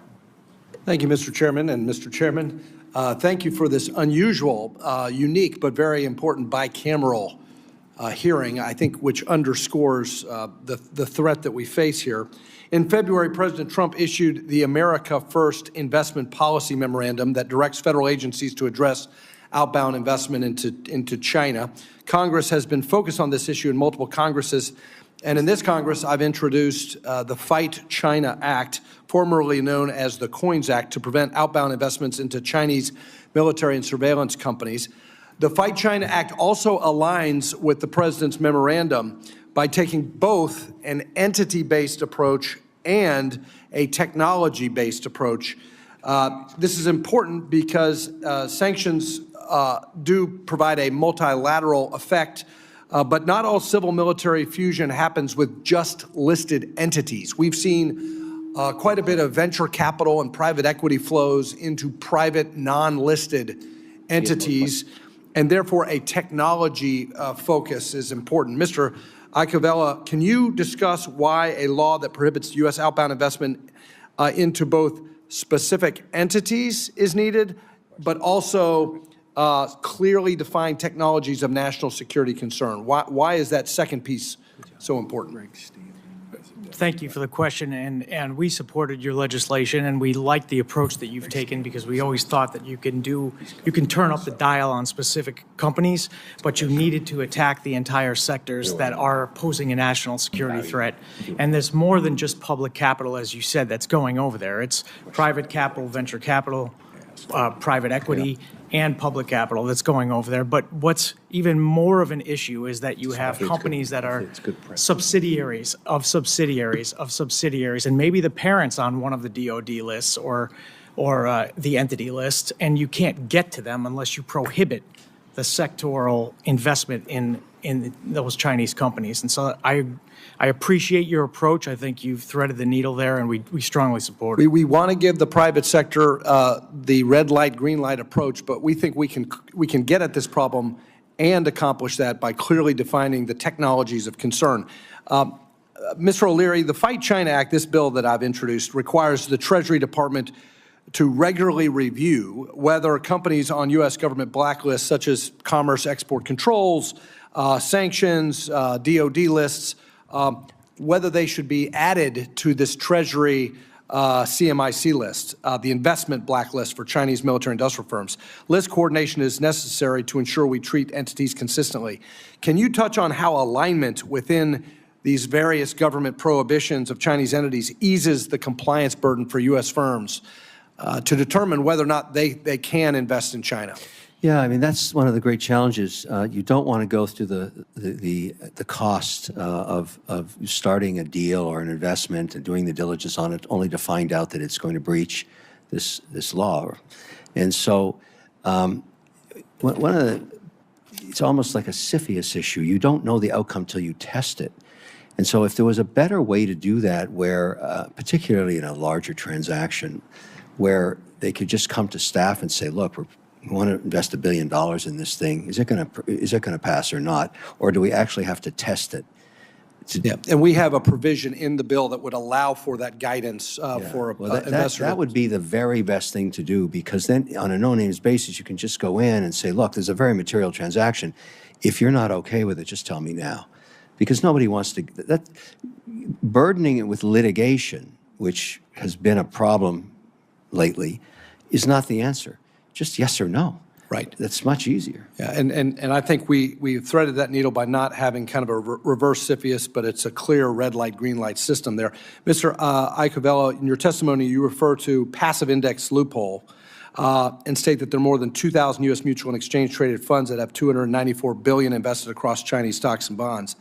The concern, obviously, is that American investors may be unwittingly financing the Chinese military industrial complex. Can you explain how the Fight China Act would curtail that loophole?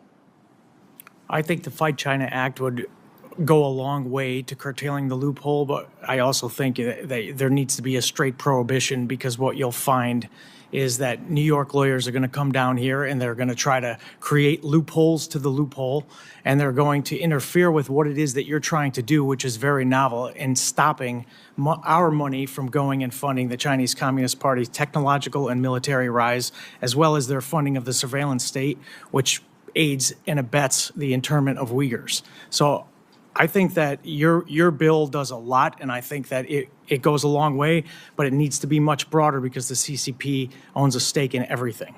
Great, thank you. Yield back. Thank you. Congresswoman Brown. Thank you, Chairman Molinar, Chairman Scott, Ranking Member Krishnamurthy, and Ranking Member Gillibrand for holding today's hearing. And thank you to our witnesses for being here. The topic of today's hearing could not be more urgent. I represent Ohio's 11th District, home to tens of thousands of seniors and retirees who have worked hard, saved, and invested for decades. They deserve to know their hard-earned savings are safe, not evaporating overnight because of a trade war or at risk from foreign adversaries and fraud. Today's threats include everything from shadowy financial schemes backed by the Chinese Communist Party to sophisticated online scams preying on older Americans. These threats require a whole of government and whole of society response. I want to take a moment to acknowledge the essential work of federal agencies like the Consumer Financial Protection Bureau, the Federal Trade Commission, and the Department of Justice and the FBI. These agencies are on the front line fighting fraud and financial abuse targeting older Americans. The CFPB has proposed bringing big tech and non-bank payment platforms under federal supervision, something that's long overdue. Scammers use these peer-to-peer apps to target seniors, and these platforms operate in a regulatory gray zone. The Bureau's rulemaking would help close the dangerous loopholes. The FTC has also shined a light on scams like romance fraud, tech support cons, and crypto-related schemes, while DOJ's Elder Justice Initiative has gone after the criminal networks behind them. This rise in fraud through payment apps and other digital tools is staggering, and these platforms still fall outside traditional oversight. That's why the CFB's proposals matter. Mr. Fenta, given how much elder fraud is occurring on these platforms, how urgent is it for Congress to support CFPB's efforts and close the regulatory gap? And what additional safeguards should we look at to protect seniors as these tools continue to evolve? I appreciate the question, and you are correct. Each of those agencies has a role to play in the overall process of not only preventing frauds, but going after the folks that do propagate them. I think that's one of the big things that gets lost in the shuffle here to some degree is the lack of enforcement overseas, where a lot of these folks feel like there is no consequence. They're never going to get caught. And that disincentive is incredibly important in the overall plan, the structure. I actually had a conversation with an Indian journalist one time who said, you have to arrest enough people that they think they might be the next one. And that has to happen for this thought process to work. Now, in terms of the regulatory side of things, again, that's outside my area of expertise. However, the regulators in this country, along with the enforcers and private industry, all have to be on the same page for this to actually work. They need to support each other because $61 billion a year leaving the country out of our elders' accounts and going to foreign countries, some of which are adversaries, is no trivial amount. Thank you. Instead of closing the door on scammers and fraudsters, Republicans want to reopen it and let them in by overturning the CFPB's rule to regulate payment platforms. I am glad that all Senate Democrats voted against overturning this Biden administration rule, and I will do the same next week. Still, the scale of the threat demands more. The FBI reports that Americans over the age of 60 lost more than $3.4 billion to fraud in 2023, up 11% from the year before. And we know that this is likely an undercount because many cases go unreported out of fear, embarrassment, or shame. These tactics, from pig butchering crypto scams to grandparent schemes, are designed to be deeply personal and emotionally manipulative. At the same time, many seniors' retirement savings are being funneled into CCP-linked firms, often without their knowledge, through passive investment structures. That includes companies using corporate shells designed to evade both China's and U.S. investment protections, and firms tied to military and surveillance industries through CCP's Made in China 2025 strategy. We need to shed light on these investments and make sure our system isn't helping the Chinese Communist Party exploit retirees. That means increased transparency for investors, and it means greater support for federal enforcement. Mr. Leary, with my few minutes, you spoke about how millions of Americans are unknowingly exposed to Chinese firms through passive index funds. What specific steps can Congress take to help investors, especially seniors, clearly understand where their retirement dollars are going? To ban the use of VIEs, which are a structure used for what I would call a faux share. These get indexed. In other words, you think you own a stock certificate with a voting right to it. When you don't, it goes to a Cayman structure. I don't know why we would allow that to go into anybody's pension plan. I mean, this is a shadow share is what it is, and yet we allow it. And the other is to actually just enforce existing laws around the golden share, because if you hold a company, just make an easy example, you have $100 in an index fund, and you've got 10 companies, $10 in each one, and one of them just goes to zero, and there's many examples of these Chinese golden share companies just going to zero, and you don't know why. You've basically lost. Is he wearing 2 watches? Is he wearing 2 wrist watches, ladies and gentlemen? Because I'm trying to understand. Is Mr. Wonderful wearing 2 wrist watches? Or is it just me? He has 2 wrist watches on, ladies and gentlemen. The value of that index is now $95. And why put it in there in the first place? Even if the law allows to have, I don't know how that's going to happen, but we've been talking today about delisting all these companies, and I think that might be happening soon. But sprinkled out throughout all of our indexing and all of our pension and all of the diversification through the system that we have built that has protected seniors' investments for decades, we've let this cancer creep into it. And to stop this, it's to simply enforce the existing laws and add new ones. I don't want to own a VIE if I'm an indexed pensioner. Why would I want to own that? A Cayman shadow share from a company with a super preference. I mean, it's so just not what they should own that we just should say, sorry, the answer is no. You can't put that in this index. It's just a simple applying the existing laws and fine-tuning to remove the tumor that's in there. This is a cancerous tumor in our financial services system, and we have good doctors here. So chop, chop, let's just cut them out. My time has expired. Thank you for your courtesy, Mr. Chairman, and thank you, Mr. Wonderful. Thank you. Chairman Molinar. Thank you, Mr. Wonderful. All right. Thank you. Mr. O'Leary, just to follow up. Thank you for tuning in to the live show. You know what time it is. It is your boy, Genesis. Double tap your screen. Subscribe to the channel. You guys are the best. It is currently 8:29 a.m. in the South. I am in Georgia. And in Augusta, Georgia, the Masters is going on right now. So we have all the top golf players in Augusta right now. But a lot of people are wondering, where is Tiger Woods? For some reason, he didn't start. So I don't know what Tiger Woods is doing or where he's at. We do know for a fact that Tiger Woods is dating Don Jr., which is Donald Trump's son, his first son.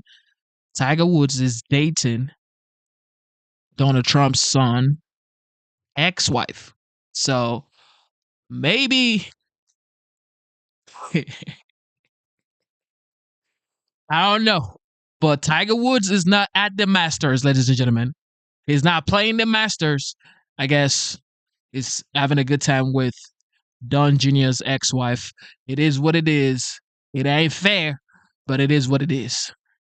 Up on that discussion. The Trump administration is having an ongoing review of ERISA standards to ensure that foreign adversary companies are ineligible for pension plan contributions. You've been talking a lot about these issues, the lack of investor safeguards, the geopolitical risk, the lack of the ability to do diligence on some of these things. You just mentioned the, shadow shares. And I guess, when you talk about VIEs, what percent of investors are even aware of this? What percent of financial advisors or people in this business who are advising seniors would even be aware of this? And I'd like to ask all of you this question. You know, the majority of index funds or ETFs are administered by fiduciaries inside large distribution companies, you know, like a Fidelity or a Schwab, and they just, their job is to be compliant. And so it's very rare that they ever go rogue and put anything into an index that is not permitted by law. Right. And so it's just a matter of making sure that we give them good definition of what is not permitted, and they will comply. 99% of them will comply. So we've built in great safeguards for this stuff. We just haven't really implemented or made them obvious enough. Because when you ask how many investors, if I took 10 people in the hall outside here and asked them, do you know what a VIE is? They'd say no. Right. Do you own one? I have no idea what that is. Right. It is not a real share, and it's, we have let Chinese companies rig or take advantage of the system we've provided and the lack of enforcing it to get to this extreme point. And I don't know the exact amount. I'm going to guesstimate that how many Chinese companies listed on NASDAQ and NYSE, I'm going to guess between 700 and 800 billion worth of market cap. Majority of them should be delisted if we enforce the laws as they should be enforced. And many of them, in my guess, would say, wait a minute, I'm sorry I didn't get it done in the last 24 months, but I am going to hire American counsel. I'm going to get compliant. And it would be a great first step because you would force the transparency, and then I used to be in the ETF business. Every single firm that distributed it, we had to go through the whole compliance process. It cost millions of dollars. But the system works. If you want to index, you got to make sure that you know what you're putting in there because other people are relying on and trusting you to do it. And we've been talking all day about how we're actually eroding the system by not enforcing these laws because people, when they start to learn about shadow shares and VIEs, are saying, what the hell is this stuff? Yeah. Like, why is it in here?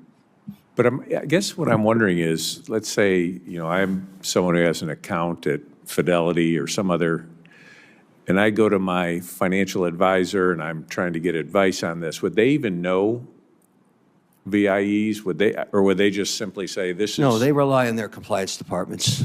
Some do. Some RIAs and some advisors do, but not many. They just rely on the system, and so you got to make sure the system works. We got to change the system. Yeah. Okay, Mr. Eichenbauer. Yeah, if the VIEs are in an index fund, then it's the obligation of the fiduciary to track the index fund, and that's what they do. And the CCP, it's been reported, they pressured MSCI and others to actually expand the percentage of Chinese companies that go in these index funds, and they'll continue to do it. And the VIE structure, there's no economic rights, there's no voting rights, there's no control over the board. And then these companies get to list in our marketplace. And one of the largest risks that we haven't talked about, if Kevin sells his shares of his public company, what do you have to do? You have to disclose it immediately, right? They don't have to do that.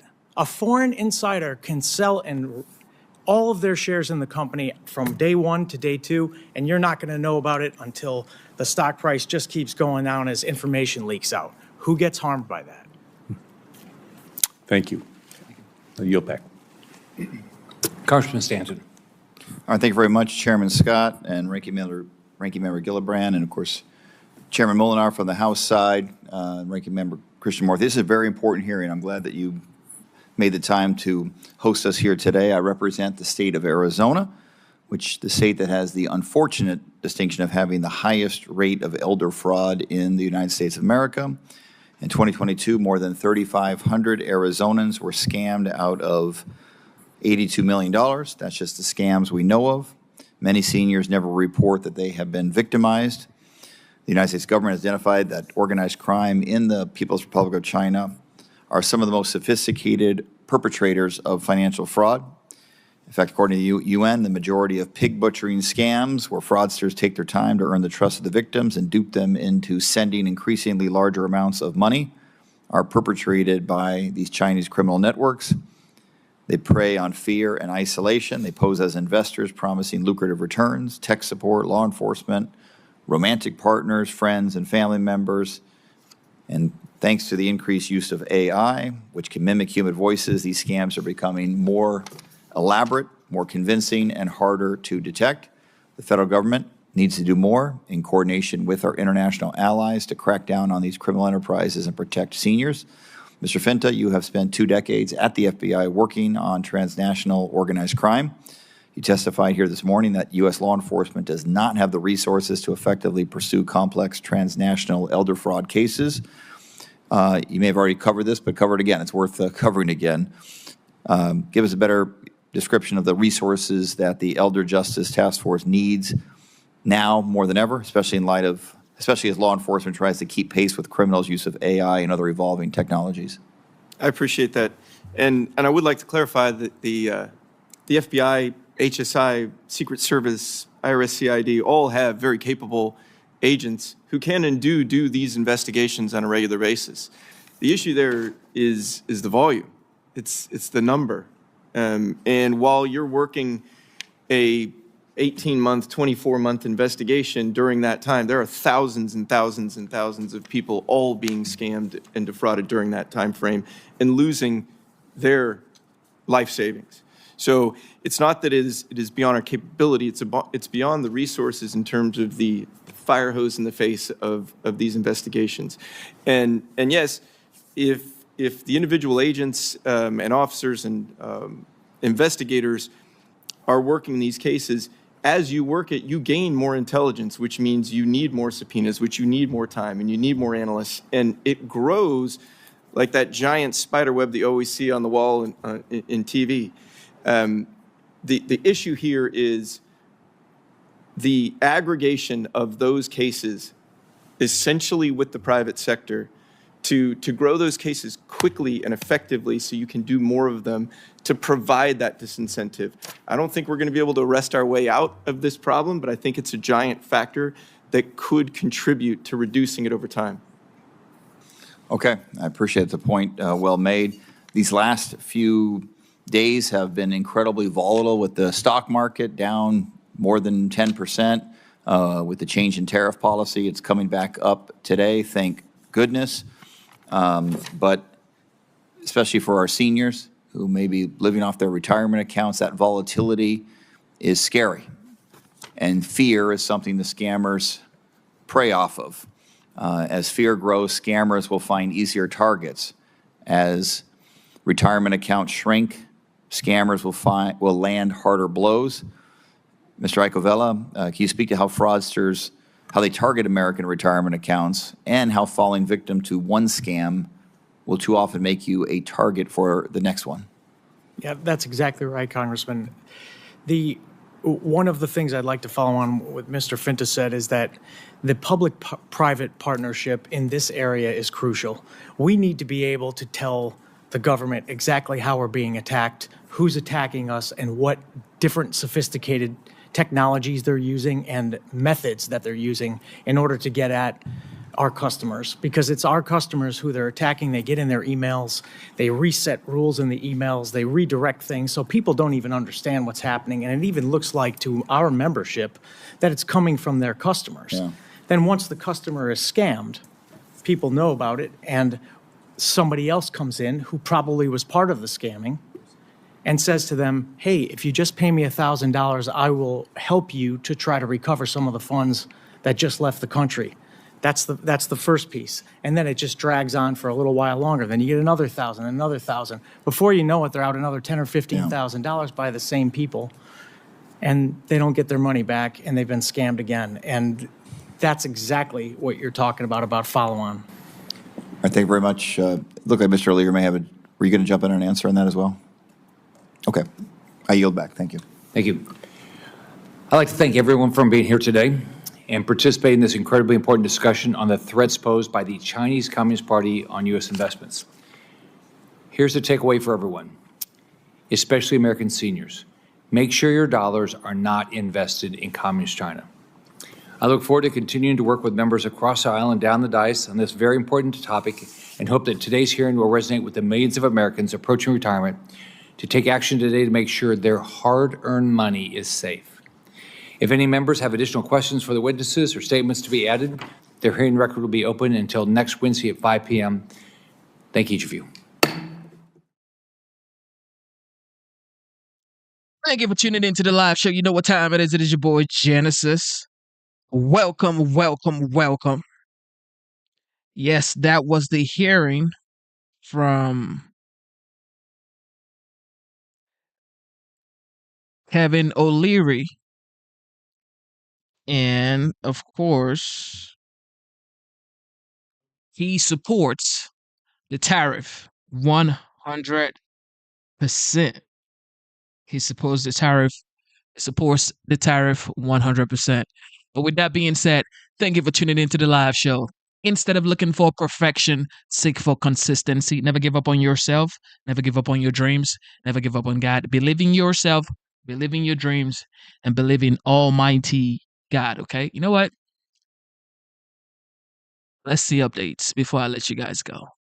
Let me show y'all some updates before I let you guys go, man. I'm going to show y'all some updates. Julie says, thanks for sharing. Pleasant Gift says, here we go. Mr. Wonderful. Yeah, that's right. Julie. I bet. Let me show y'all what's going on in the world today, this morning. Yeah, here we go. Let's see what we got. How's your morning going? How is your morning going? Let me know. All right, here we go. So, you've heard about Mahmoud Khalil. So, the Supreme Court has said Mahmoud Khalil can now actually be deported. So, he's about to be deported, ladies and gentlemen. Mahmoud Khalil is about to be deported. All right. There we go. Let's see what's going on. If you do not love the United States, if you do not support the United States, if you don't cherish the United States, then why are you in the United States? Here we go. Taylor, who is reporting live from where we will get this breaking news in Jena, Louisiana. Those proceedings underway. Hi, Brooke. Hi, Martha. Yeah, that hearing's been going on for about an hour right now, and it's pretty much a waiting game because there's no cameras or phones. We have another reporter who's been outside that ICE detention facility and said it's really chaos going inside that courtroom because over a dozen of his supporters showed up. They said they were there till 6 a.m. just demanding to get inside. Mahmoud Khalil has been held at this ICE detention facility here in Jena, Louisiana for about more than a month since he was arrested in New York City. The government arguing that Mahmoud Khalil should be deported under an immigration law that allows the Secretary of State to deport aliens considered a threat to U.S. foreign policy. Now, the Department of Homeland Security had to submit evidence proving this. In a two-page memo, Rubio argued that feds can deport Khalil for, quote, participating in anti-Semitic protests and disruptive activities, which fosters a hostile environment for Jewish students in the United States. Well, Khalil's attorneys, they claim this violates his freedom of speech. Well, we try to establish that people like Mahmoud have a constitutional right to speak out in this country, and they should not be, the government should not be using this really bogus statute saying it's against U.S. foreign policy interests. And the State Department has revoked over 300 student visas so far. Secretary of State Marco Rubio has said that student visas are a privilege. If you come into this country as a student, the government expects you to go to class and study, not vandalize campuses across the country. His supporters, Martha, they plan to hold a press conference around 3:30 Eastern time. Of course, that could change depending on when this hearing ends, but we're by our phones right now, just waiting for that update. Okay, Brooke, we know you'll get it to us as soon as. This is the thing. Like, if you are from another country, like I was born in Nigeria. I came to the United States 2018. I became a United States citizen in 2023 or something like that. And I'm thinking to myself, if you do not love the United States, why come inside the United States? Why travel, start a life, or come school in the United States. You're trying to get educated in the United States, but yet protesting in itself is not a crime. However, if you are instigating, some sort of violence in shouting or chanting death to the United States or anything that pertains to, pulling the United States down or saying bad things about the United States or just, not rooting for the United States. I don't know, man, because you were given a visa to come into the United States. It's only right that you cherish the opportunity that you were given. Okay. A lot of people are in this world. They want to come to the United States. It's hard to come to the United States. If you are from another country, you know how hard it is to come into the United States. So yes, you did get a visa to come to the United States to study. So study. You can protest, but be very careful and also be very vigilant, as well as know what you're doing. Know what you're doing. Don't just be roped around to join a cause that you know nothing about. Okay, this is why you have to think for yourself, and greatness is just gonna find you, man. Think for yourself, and that's it. As it comes through. With that, we bring in Jonathan Turley, constitutional attorney and Fox News contributor. Jonathan, always good to have you here. Now, the administration has made some sort of varying arguments on their reasoning to deport Khalil. What is your take on how the judge may be approaching this at this hour? Well, the administration has not made it easy for this judge. I'm surprised by that two-page letter because there is a concrete basis to deport Khalil if you simply establish what was originally alleged, that he participated in a protest that involved property damage and trespass and other criminal acts. That's conduct. Exactly. So he participated in a protest that caused damage, property theft, and all the stuff that you're talking about. So it's like, be sure before you start protesting, because you never know what people will start doing in this protest. They start smashing car glasses, doors, going into stores, taking LCD TV, taking iPhones, and just stealing. Like in 2020 when they said BLM, everybody was protesting and vandalizing stores, Gucci stores in Atlanta. I was in Atlanta in 2020. They were vandalizing Linux Mall, every mall. Like, it was crazy. But I guess we're just going to say we're protesting. We're going to say it's a protest. Even if you're vandalizing properties, you're still going to say we're protesting. We're peaceful protest. No, you ain't no goddamn peaceful protest. Yeah, you're going to need to go to goddamn home. That doesn't go to the content of his speech, and they can clearly remove him for that.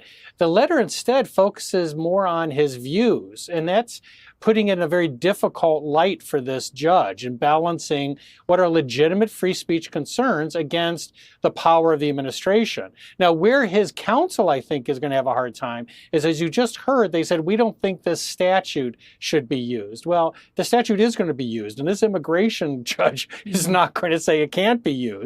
And that statute gives Secretary Rubio sweeping authority. And it's not clear how much a judge, let alone an immigration judge, can question the judgment of the Secretary of State underneath that statute once he's issued this type of declaration. Yeah, another thing that I was looking at today is the green card holder rights, because it's interesting that this ends up in the immigration court, because the State Department has made the argument that they can remove him for conduct, as you just pointed out. Now, he's a green card holder, and he is here sort of, at the permission of the United States government. But is anti-Semitism, promoting anti-Semitism on campus and essentially preventing Jewish students from their right to go to class, is that hate crime? And can hate crime be the issue here that could have him removed for his green card? Well, that's an excellent question. And as you can tell in that language, there's a lot of subjectivity, which is what his counsel has said should concern the court. And the letter says that this could be otherwise lawful conduct, but the secretary can still have you deported for it. I'm surprised by that framing because it makes me think that they're using this case to go for the three-point shot, that they want to use this case to establish strong precedent in other cases that will be based on not as developed records. So we'll have to see how this judge reacts to all of this. They did not produce the type of evidence that some of us were expecting, some concrete ties of what Khalil knew about and directed the protest itself, that after all resulted in citations, after all were unlawful. That seems the clearest and easiest basis.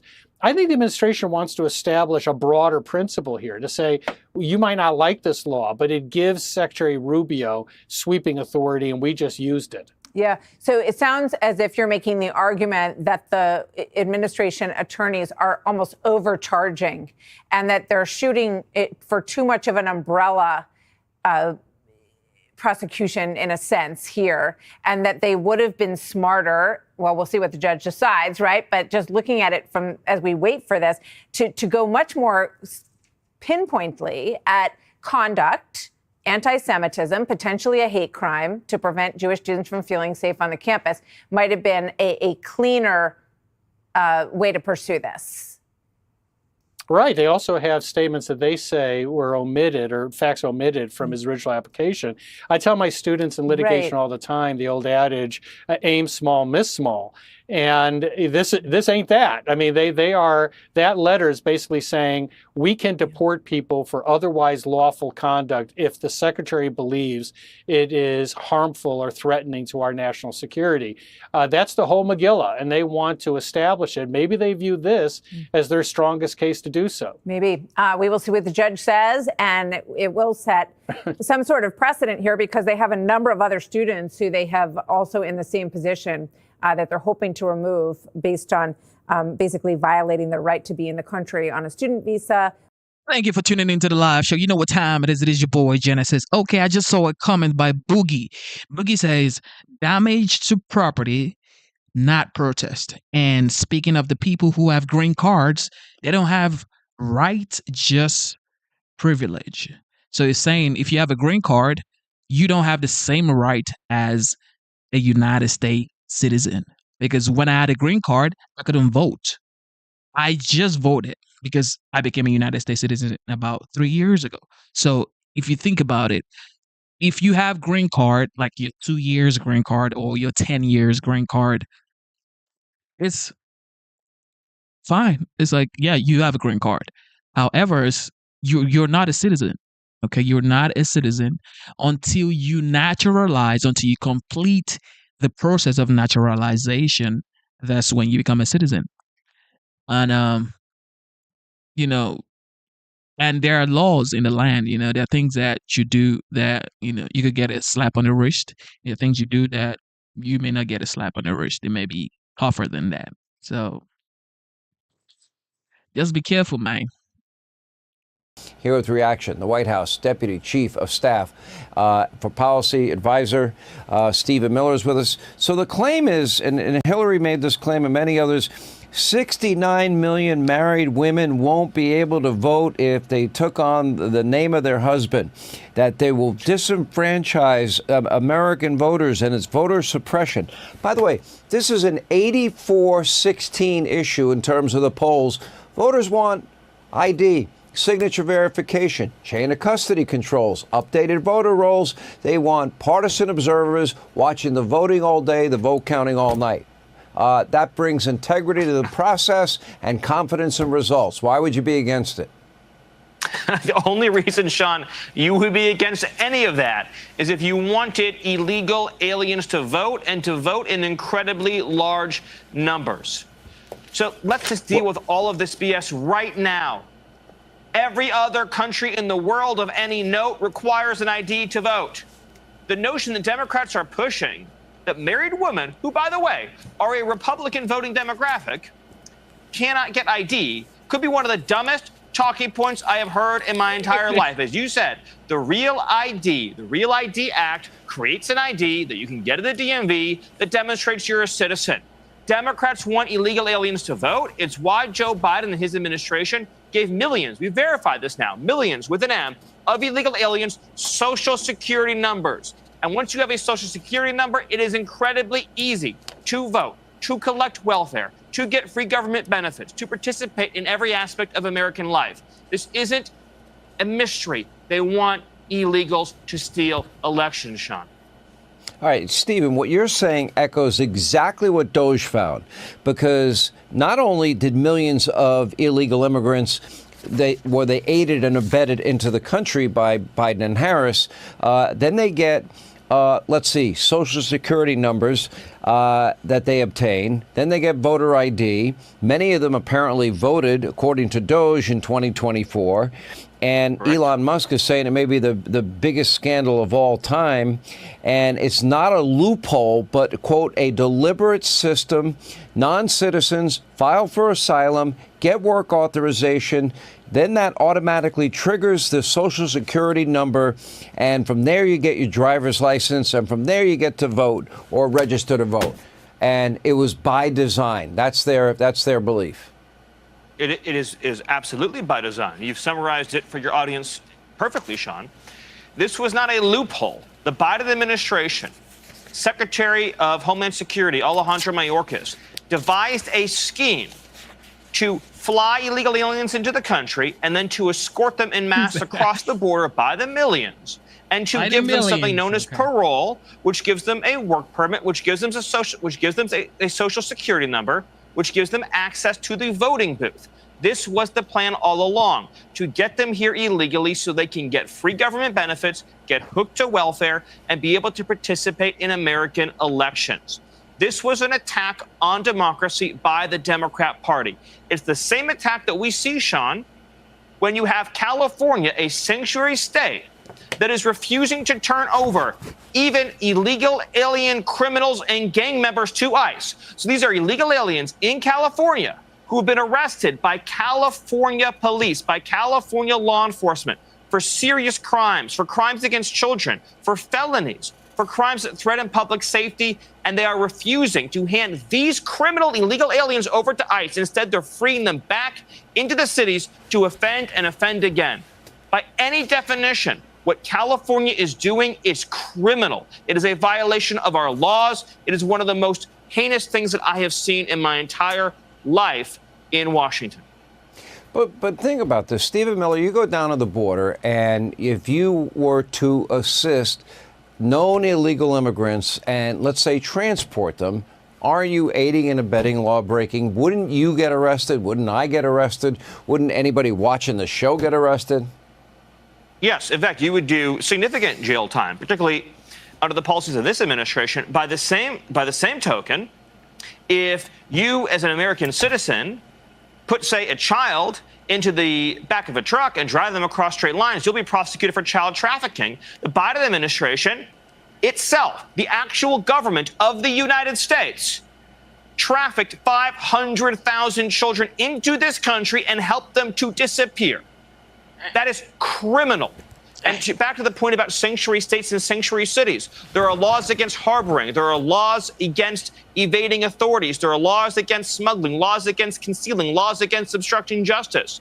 President Trump, as we speak, is working on an executive order that will be issued in the very near future that will clamp down and crack down on sanctuary cities as never before. This is a cancer on our democracy, the effort of the radical left to shield even the most violent illegal aliens from enforcement. President Trump will be soon taking action that will be more robust and more aggressive than anything done in this area before. Now, that'll be transformational. It'll make our country more safe and secure, our towns safe and secure, our cities safe and secure. Anyway, Stephen Miller, we appreciate you being here. Yes, y'all. The main purpose of this stream was to show y'all what Mr. Wonderful Kevin O'Leary had to say when he testified in front of Congress. And I just wanted to show you what's going on now with the deportation and all that stuff. But be smart, put God first, and of course, support your country. Okay. To me, I personally believe that the United States is the greatest country on earth. You don't have to say the same thing. Okay. You can say what you want to say. You can say whatever country is the greatest. But I believe that the United States is the greatest country on earth. And God has made the United States the greatest country for a reason, to help, okay, to help other countries. So, but not to be fools, okay? You can be helpful, but don't be fools, okay? You know what I mean? So, and that's what Trump is trying to do. It's better to actually help people who need help than help people who just want to embezzle money, you know? And that's why the Doge, Department of Government Efficiency, they've been finding a lot of fraud, wasteful spending, scams in Social Security, in government entirely, you know? And these were things that nobody ever thought was possible. But with Trump, I guess when you have people who actually enjoy doing their work and they want the best for their country, this is what you get. Fair trade deal, fair, okay? Fair trade deals. Secured borders, okay? Affordability, low interest rate, low inflation rate. These are the things people voted for. It's going to take time because China was always the president's focus. Donald Trump has been talking about China for like 35, 40 years. So when he did a blanket tariff on every other country, and now we have like 70 countries, according to the White House, they have 70 countries lined up to negotiate. Okay. But he did that just to get to China. He basically wanted to get to China. Now he has. So let's see how that plays out in the long run. But with that being said, you guys are the best. Thank you, thank you, thank you, thank you, thank you, thank you, thank you. I have to go right now. I will be back for sure. And then we're probably going to see another hearing. And then we're going to see what's coming up next, like what's happened this past week. But God bless y'all, man. God bless y'all. It is Saturday. It is currently 9:03 p.m. No, 9:03 a.m. I haven't gone to bed, okay? So y'all, forgive me for that. 9:03 a.m. and it is the 12th of April 2025. God is the greatest. Take care of your family. Thank you to the veterans and thank you to the military personnel. You protect the homeland. God bless you. Thank you for your service. And we will be back. Turn on your notification bell, subscribe to the channel, double tap your screen, and God is great. Okay, God is great. You don't have to support me or agree with me or whatever. You know, as long as you believe something, okay? Just believe something, man. I love you guys. God is great.